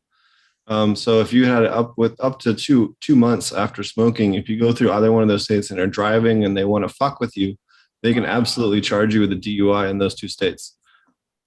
Yeah, that's why I've stayed out of a few states, Utah being the main one because I'm on the West Coast, but that's scary shit. Again, legal for 12 years now or 10 years in Washington, recreationally. Spoiled, I guess. I don't know. I forget that people can still get arrested for a joint, and it seriously blows my mind. And I still have to have that like, really moment, but it's true, even in this country. It's fucked up. Ohio has medical, but no home grow. So does So, Washington. they're out Florida. to protect their, the money out there. What's crazy about Florida is you can't even grow banker plants in your grow. You can only grow cannabis sativa or cannabis indica in your grow. That's it. Ooh, Which is what if just you were growing an fucking stupid. auto? Ooh, breaking the Yeah, law, well, breaking the law. according to the law in Florida, that's also illegal. So, yeah, it's completely ridiculous. Some of these things were just legal. People should never be involved in biology. It's just that simple. For instance, Komodo dragons are illegal and not illegal, but they're regulated on a federal level. Denver wanted to make it illegal to personally possess a Komodo dragon as a pet. Not that anyone's ever tried to do it, but just some crazy fucking politician smoked too much weed or something and thought that was something that they needed to legislate. So they ended up getting a lawyer involved, and they just banned the genus Varanus, which is all monitor lizards, even though they're actively sold in pet stores across the city, even now. Oh, wow. So, or Philadelphia. So Philadelphia wanted to make it illegal to keep like venomous snakes. So they worded it to where they ban anything with a venom gland, meaning that it's illegal to do beekeeping in the county of Philadelphia. And piranhas are illegal in Pennsylvania, even though they never survived the winter. Like there's just a bunch of just goofy shit that makes no sense when it comes to biology. Sure, we need to ban like certain animals in certain parts of the country, but they could survive and breed year round. Yeah, that's a problem. We should totally address that. I don't think anybody disagrees with that. But if it's in a place where it can't survive or some other thing, like, all right, we're just being crazy. Like, I mean, there's many examples of it. Another one is it's illegal to keep coral or anemones in Philadelphia County as well because they also contain venom glands. Yeah, there's a lot of those fun, like sometimes you'll stumble across the article or the news thing of just like old laws that are still on the books. Like you can't have, like two left-handed people in Arkansas can't have sex on a full moon. You're like, what? I love like finding those things. Those are hilarious sometimes. The town I grew up in back in Pennsylvania, Warminster, Pennsylvania, at least that's where I grew up the first part of my life. When I was a kid, it's a death penalty to steal a chicken from someone else. Like, and that was never removed from the books. Damn. What? Yeah, so it's a automatic Yeah, hanging. Jet sentencing looking up. Whoa. Okay. Yeah, and then you also so Quakertown, Pennsylvania, which is another one. There's a big thing there. The hardware stores can't sell hammers, but they can sell nails on Sunday. Like what? Yeah, we used to have liquor stores. You couldn't sell it there, and then now it's in drive-through liquor stores. Kind of just don't make sense to me. I'll put it that way. Drive-through liquor store. Oregon has the best ones. There was a place out by Ocean something, Oregon, and they had Oceanside, Oceanfront, Ocean, whatever the fuck it was. They had a combination liquor store, gun store, dispensary, video rental, cafe, and gas station. And I was like, what else do you need in life? Maybe a bait shop. You could go. The rec store that I worked at out here, small town, probably, population. It's got the one street going through it, right? The block that we were on, and there's only like 2 blocks to the main street, the block we were on. So dispensary, bar, tattoo shop, bar, Mexican restaurant. Across the street, you got the Dollar Tree, like the gun store, and the outrigger, like outdoor hunting. It's supply. Like your entire Friday night was that block. It was you got to know a lot of the regulars too, because that's the only thing to do around there. So that was the block to be on. Just kind of scary. Like a fun block. Yeah. But the police station was right around the corner, so nothing ever got too out of hand. There's a place near me that's a combination. So they have a dispensary, and right behind the dispo is a smoking lounge, and just to the right of it is a bar, and you can like get weed, get a beer, and then go smoke your weed with your beer with your buddies in the back, and then go play pool or whatever. It's a pretty cool spot. We really are missing the social aspect of this plant. I love being able to have those types of interactions with random people. Again, like people you might not say hello to on the bus, but because you're both sitting there smoking a joint and one of you needs a lighter, conversation starts. And we're definitely missing that. You're not going to get that in a rec shop, Hopefully we remedy that in the future. Oh yeah. I wanted a quick mention here. Josh had to run, but check out his Instagram, Dutch Blooms, or his website, regenerativeseeds.co. They do all kinds of cool events. They got seeds and genetic preservation kits and all kinds of cool stuff. So definitely check that out. He's got a really cool farm, and just wanted to plug it since he had to drop off. Yep. And actually, I should probably get running too right now. Make myself a little bit of dinner, take care of some plants. I was just going to say. Throw your info up there, bud. Yeah. Everybody how to find you?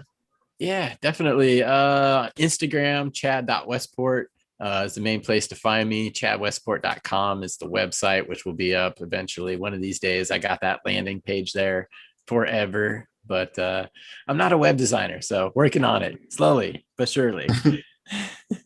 And then my website looks like shit. Hey, as long you got current information up, so that's a plus there. And then just the future cannabis project for shows and my own Chad Westport YouTube. Hit me up. And right here, on this new show. I'm stoked about that. So Yeah, man, thanks for joining us. Yeah, thank you. And thank you. Yeah, West Engine. See, that's kind of where that's what I always thought it was. And I heard you say one time we sing in E, and then it reminds me of an old rave song. It's like an old, like just a famous sample. We sing E. So I always think that now. I always hear that sample every time I see you. Oh shit. And Captain, man, hold it down in Thailand. Start it up, man. Create this like mecca bed and breakfast of international travel for all of us. The bed and breakfast minus cobras. I will come. Minus cobras, yeah. Minus cobras. Oh shit. Word up, Tao, man. Cookie a day, brother. Yeah. It was good to Cookies a see you, day. Chad. Oh, thanks for hanging out. And everybody in chat too, guys. Thanks for hopping in on this first one here. I think we're only getting the ball rolling. So it's good shit. But I'll catch you guys later, man. Later, man. Good night. Peace out, Peace, Chad. Chad. Yeah. All right, Mr. Ponix. I got a question about the what do you call it? The show emblem. What do they call that? Behind you. Yeah, the smoke's coming down on a guy praying to Mecca. What is that? No, the guy's coughing his lungs out. He just did a fat jab. Okay. Yeah. No, we've had multiple negative feedback about that. We'll probably come up with something else. It was just kind of something to have a logo for the channel while we launch. And then we'll get better at it.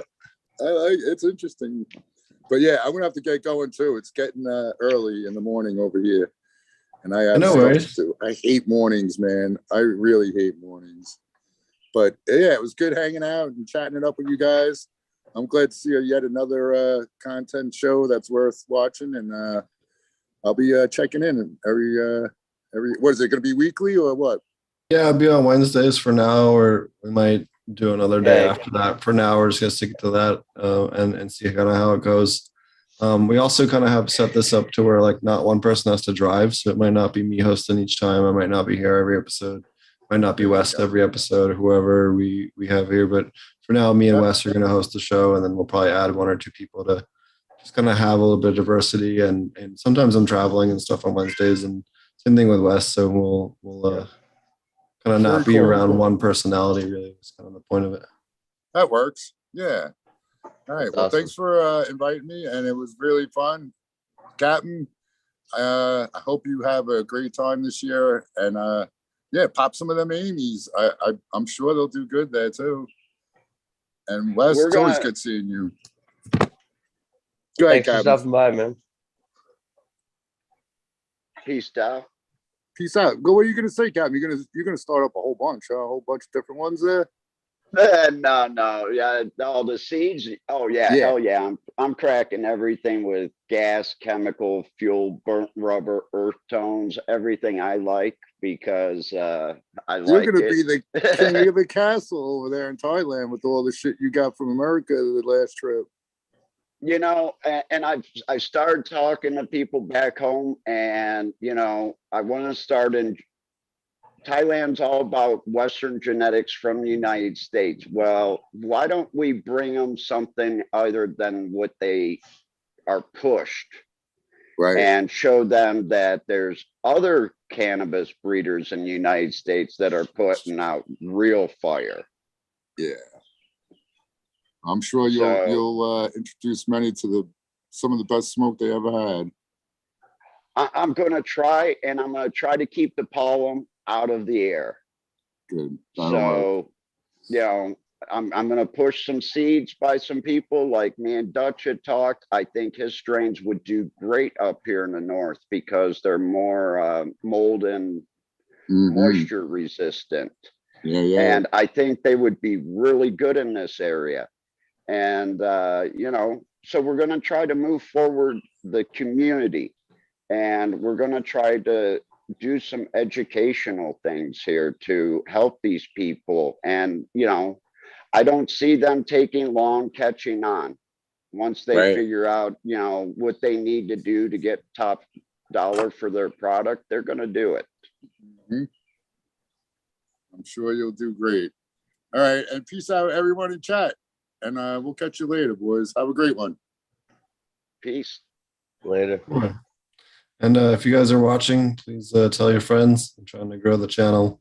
Figure we'd start something new just so that everybody can log in. I don't have to worry about my accounts and stuff like that. And we can kind of have more than one person host the show depending on what's going on each week. And yeah, it's good times.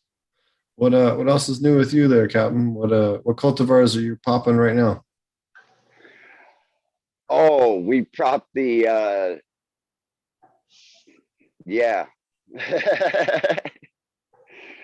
I can't even name all the ones I just popped because we're getting close to that full moon here. So the other day I got the itch, and last night I just started popping seeds. So we've got some sour diesel BXs going. We've popped a Sensi Star so we can get on with the Death Star project. And basically I just kind of picked out, the packs that I want to see first. And then I picked out a few that, the people are going to want, I think, of Thailand. Some of the sesquiterpene fruit flavors that I have, I popped those. So we're gonna give it a go here and see if we can't do something with clones for a while. And with all these genetics and a new country opening up, you can all kind of imagine what it's like. It's kind of feeding frenzy. I just hope to be at the top of that feeding where everybody wants to come buy clones off me. Are there any cultivars you found like just really hate the climate there? They're hit and miss, just like back in the States when you put them indoor to outdoor. Some are going to take and some aren't. That's why I keep on mentioning shade cloth here in Thailand, because I see a lot of my plants dying if I don't put them in under at least 40% shade cloth. They'll just die out because they're not used to this heat. But if I can get them acclimatized to this heat, then we'll be fine in a year or two. Nice. But, I am looking for strains that can take heat, that were bred, there's some people out there that do their breeding and it's over 100 degrees. Well, those plants would be great here in Thailand. So it's just selection.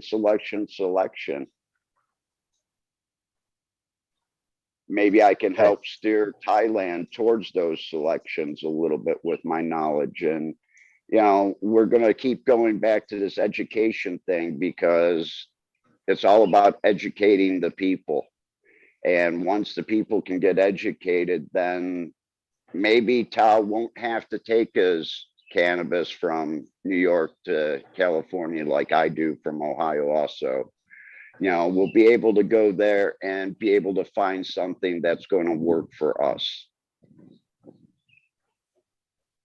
It's interesting. I keep running into this where people aren't growing for those conditions. You don't see a lot of breeders focusing on the southern United States. You don't see a lot of people focusing on Africa or Jamaica or these other places in terms of genetic pools. And there's a huge demand, and just no one seems to give a shit for some weird reason. Well, it's weird where you have climatic conditions you're trying to fight with, especially outdoors, and you're bringing something from somewhere else in the world there, like a big broadleaf cultivar, and trying to grow it down near the equator. Just doesn't translate unless you shade it out or yeah.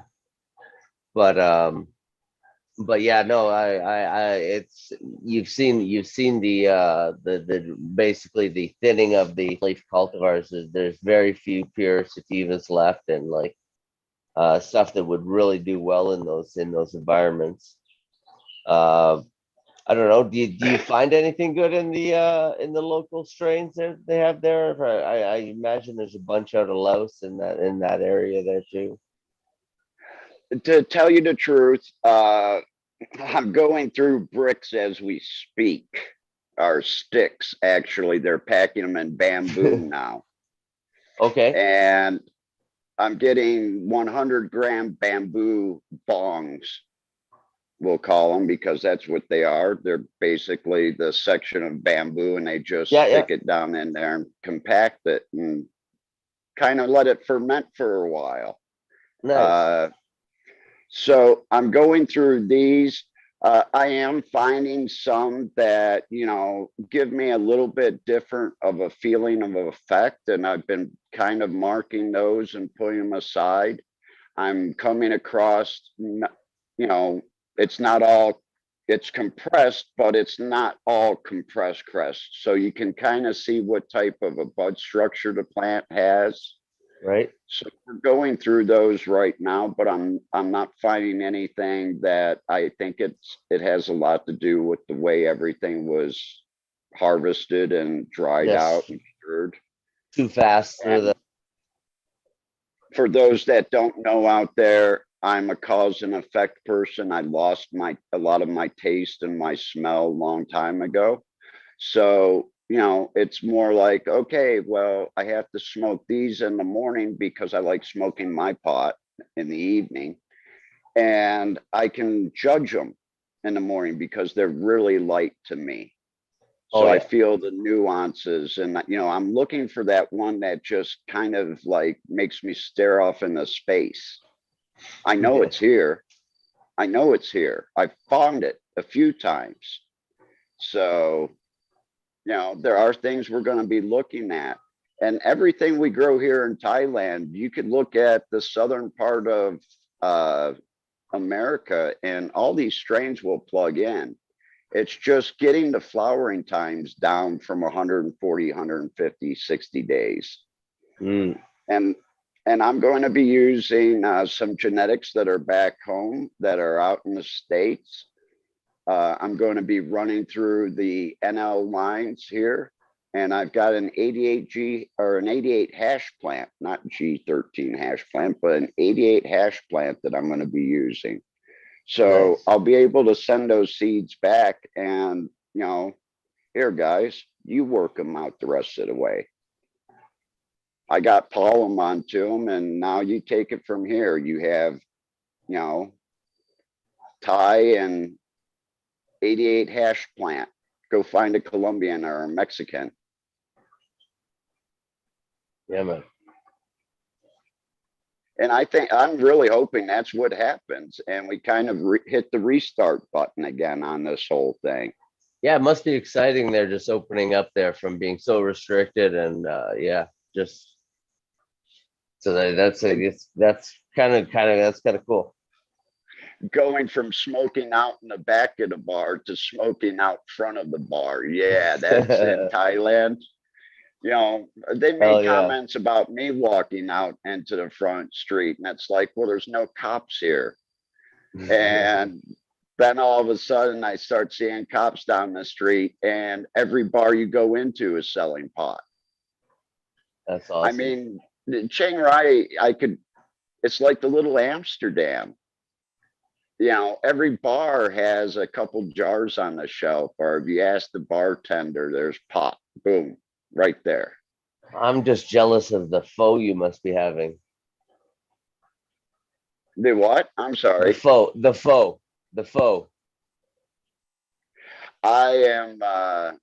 I'm just enjoying being back someplace where it doesn't snow. How's that? Fair enough. It was really cold this past winter in Ohio with no heat in that apartment I was living at, except for a little oil heater. So, it'd be nice to get back to this and this extended harvest season that's coming up. That's exciting.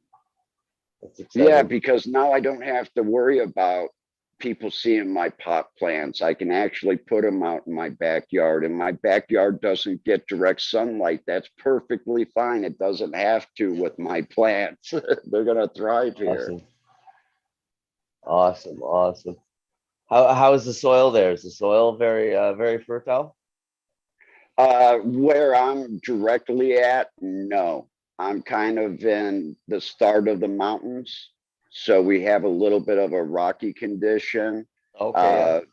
Field out behind me is nothing but red clay. It's Okay. completely red. So that soil is just shit. Yeah, you need to get some Too like hard. daikon radishes or something in there to break it up first before you could even consider using it.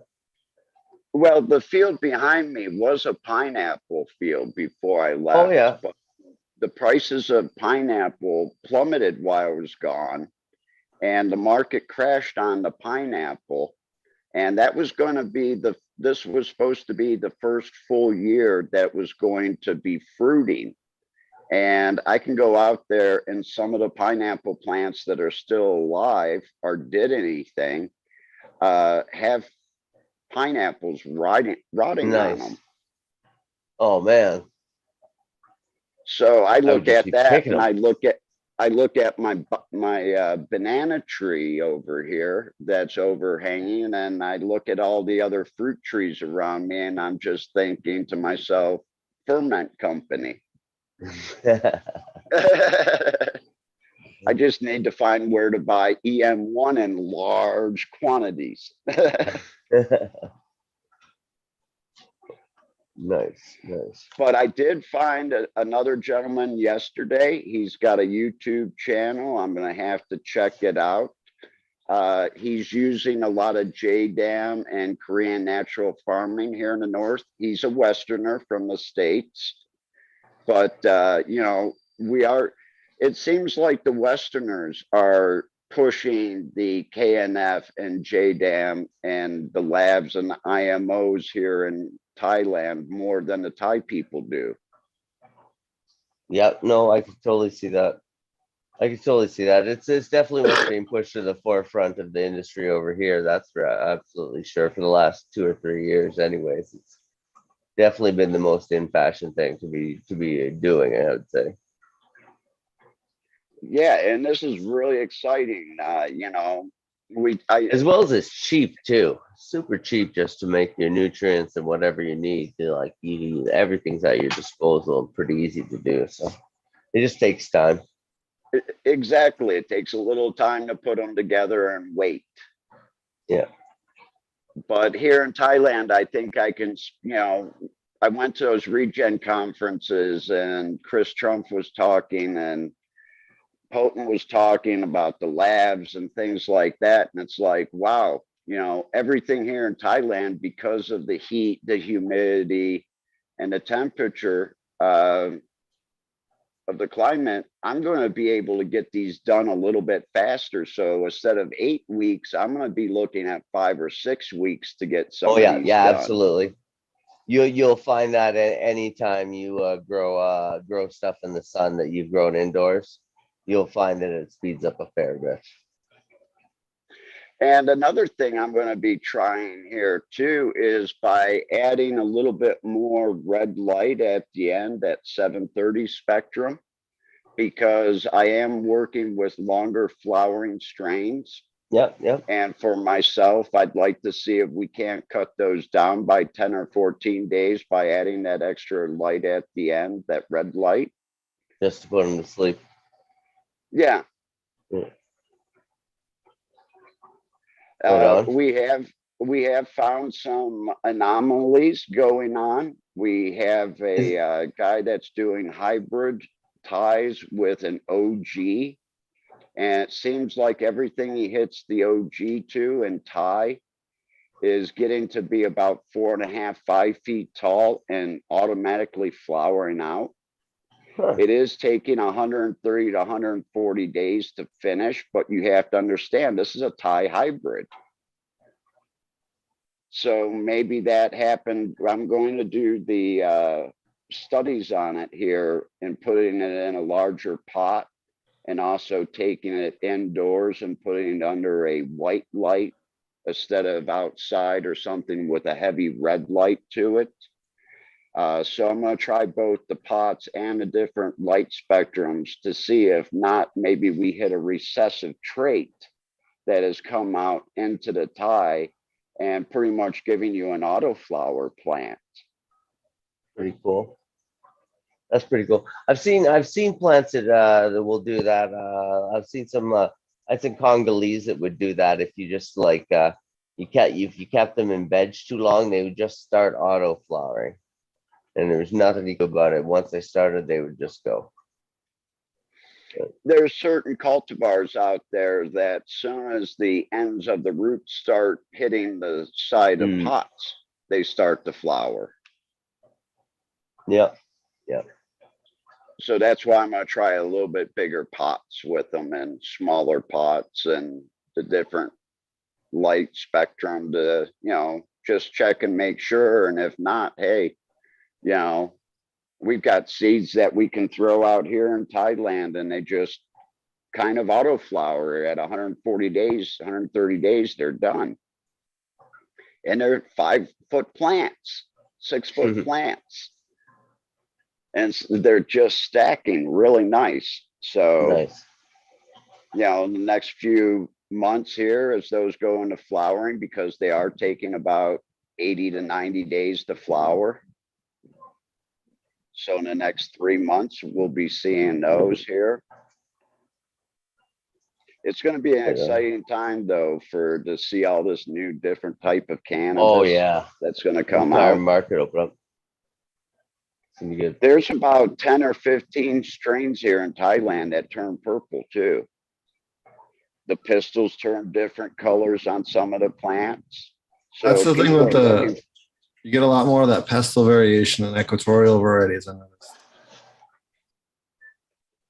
I posted one a couple weeks ago. I think it was a couple weeks ago. It was more of a pink fuchsia type color to the stigma, to the hairs itself, which I thought was really cool. And then the leaf had a little bit of dark green purple into it. We did find a Chiang Rai purple, and this plant is purplish black. It's a beautiful plant. We'll be putting seeds out of those here soon. You can support my travels. Let me put this little plug in here by buying these wonderful Thai genetics and give them a go. This is how we hit the reset button, people.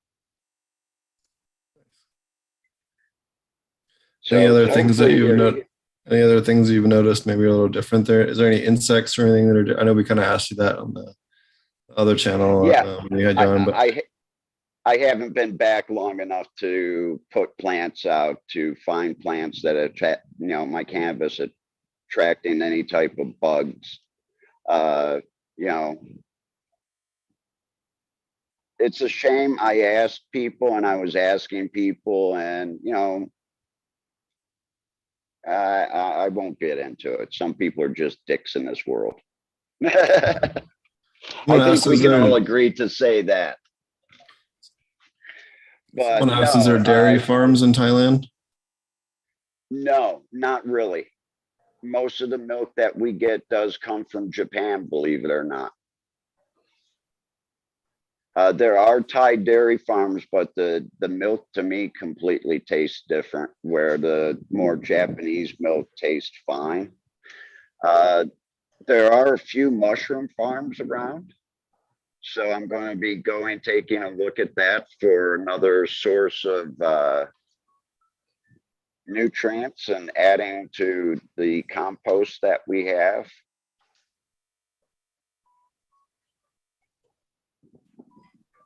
Awesome. Any other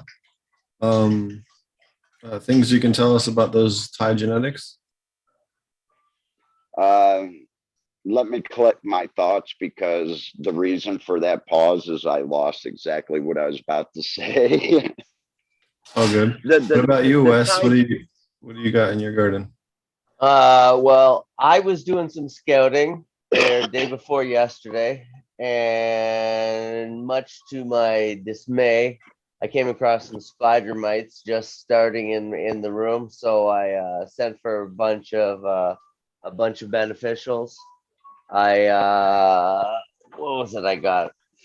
God, I can't even remember what I got. What the hell?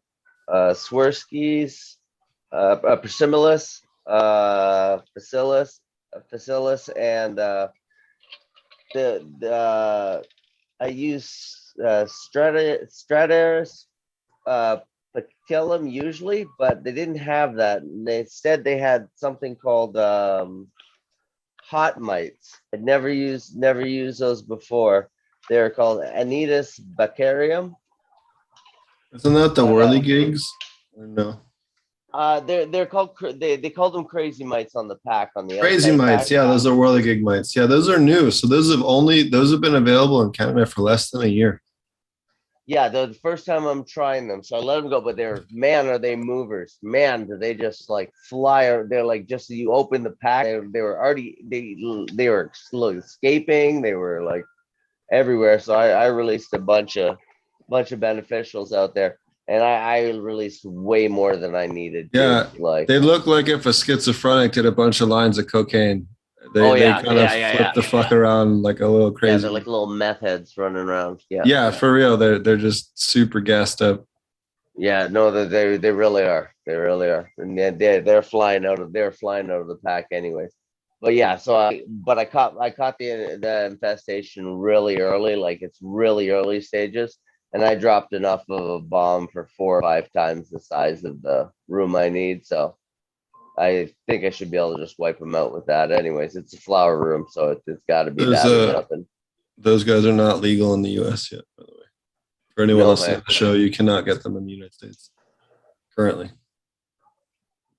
They're going through the approval process currently. It'll give it another 6 or 8 months to be able to buy them from a bunch of people, but currently you can't get them right now. There's also a snail and slug nematode that's coming down the pipeline as well. So if you're struggling with those, you'll be able to buy a solution to that here, I think by the end of the year, if not certainly first half of next year. We had somebody on the show that was talking about like how to collect those nematodes. Fuck if I can remember who the fuck it was. that would be cool to know how to do. So basically what he was doing is he was going out at night and collecting as many slugs as he could. And then he was taking the plant material that they were feeding on or whatever, scraps, and he'd build like and a couple pieces of wood. So he'd take like a little piece of stick that's thicker diameter, maybe an inch or two in diameter, and cutting it to act like a base. And then he's putting plant material on top of that to kind of act like a float in the center of the bucket. And then putting a bunch of slugs on that little island until he found the ones that were infected with local nematodes. And then they would, because you had this hyperpopulation of them all together that are constantly being fed in this bucket, you can kind of propagate that nematode. And he was taking all of them once they got, eventually the nematodes is going to outpopulate the slugs and it's going to wipe them all out. Once that happens, they collapse almost all at once when it happens. He was collecting that sludge when that happened and then using that as a spray and having really good results with it, kind of like a IMO collection kind of thing, but with live slugs. That's cool. I'm trying to remember who it was, though. One of the episodes we did in the 200s, I don't remember which one. I apologize, guys. The Growing with Fishes podcast, but one of our guests was talking about that, and it might have been Quan Con Fem on 251, but I feel like it wasn't him. It might have been someone after that. I don't think so. I saw Quan Con Fem there. I remember him talking about all his ferments and the potassium levels of being off the charts on his ferments and stuff. I don't remember that slugs. Yeah, that was checked really it out. Good. Growing with Fishes 251 is one of our best episodes we ever had in terms of like new ideas that are kind of game changing. So definitely check it out. We also have an open nutrient project too. If you guys haven't checked it out, you can check that out as well. A bunch of free resources on my website as far as nutrient content of different plants. It may be my internet, but it kind of, your audio sounds like you're going in and out a little bit, Potent. It's possible. My internet is not always the greatest. Once in a blue moon, we have issues here. So. We had Starling too, and most of my friends said it was amazing, but I'll be honest with you, it's not as good as the other option we have here, so we kind of stopped paying. Well, I canceled my account, which I did not expect to do. You asked about bugs and insects here in Thailand. This is a spray that I use in my house. and it's perithium. And the amount of perithium that they're using is 0.15%. Yeah, but pyrethrum fucking stinks. I'm sure you can smell it. Yeah. This isn't bad because this one here, they actually make to spray inside your house. This is You know where one they, that's really not too harmful to humans. You know where they get pyrethrum? Pardon? Pyrethrum comes from chrysanthemum flowers. Yes. Yep.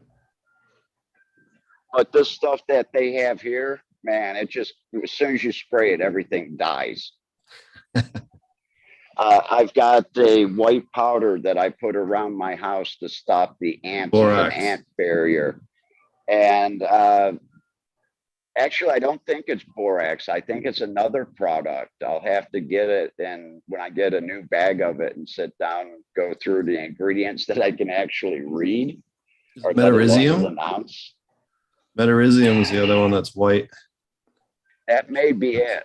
But I mean, the ants go in this, and it's funny because the heads will kind of stay in one place, but the ass end of the ant will keep going around in circles and taking it around. But they've got a lot of heavy chemicals. I was just informed about some stuff that, you know, the big larger agricultural places are using back in the United States to fight some insects. I'm finding Asian counterparts to those here now, just now. So we're going to be trying to bring that content to you and let you know what's working over here because, you know, just like back in the States, you couldn't use perithium on spider mites. They had gotten used to it. So I think it's nice to learn different parts of the world, what they're using to fight insects and controlling those, because you may have to use it in your area. Oh, yeah. This is the other article I thought was good this week. Ice-T has got his own dispensary chain in New Jersey. I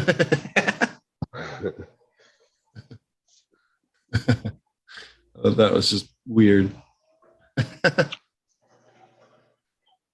Come on, it's all those stoners that made it like okay to own dispensaries now. All the big businessmen want to get into the pot game. It's the new cool thing to be in. Cool.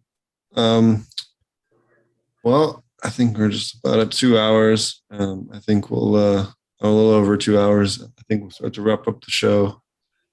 But yeah, tell your friends. We had a really good time. I think it actually worked out even better than I think we had hoped for the first. Certainly, I mean, we went from 0 to. Hold on, I'll tell you what we're at now. Let me refresh it here. 0 to 32. 0 to 32 subs here in the first episode. So thanks everybody for watching. Again, please tell your friends about the channel and to subscribe. And we'll be back again next Wednesday. At some point, we might do additional shows. But yeah, why don't you tell everybody how to find you there, Captain 420? They can get a hold of me on IG. It's Ohio's Captain Dank. That's Ohio's _ Captain CAPT, just like on the screen, _ Dank. And you can see my follies here in Thailand. Cool.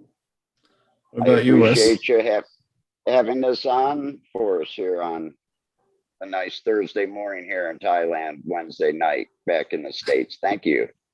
Yeah, that'd be fun to try and bring back some of the old vibes from some other places. Awesome. Well, you can find me on Instagram at Weston. You can find me here Wednesday nights from here on out. And you can also find me now and then over on Potent Ponic Show. They're Growing with Fishes on Thursdays. Yeah, man. And you can find me on where can everyone find you? Find me on Potent Ponic's YouTube channel. We have a show every Thursday live, Growing with Fishes. Sometimes we do shows on Mondays and Tuesdays, but mostly on Thursdays. Lately, we have an event coming up called Mycelia at the Festival in Washington. please go check it out. If you're up in the Northwest, tell your friends, come hang out. Lots of amazing educators. Honest to God, like top A-listers in permaculture. Chris Trump will be there. Matt Powers will be there. I'll be there. A whole bunch of other soil scientists will be there and mycologists. It's going to be really amazing.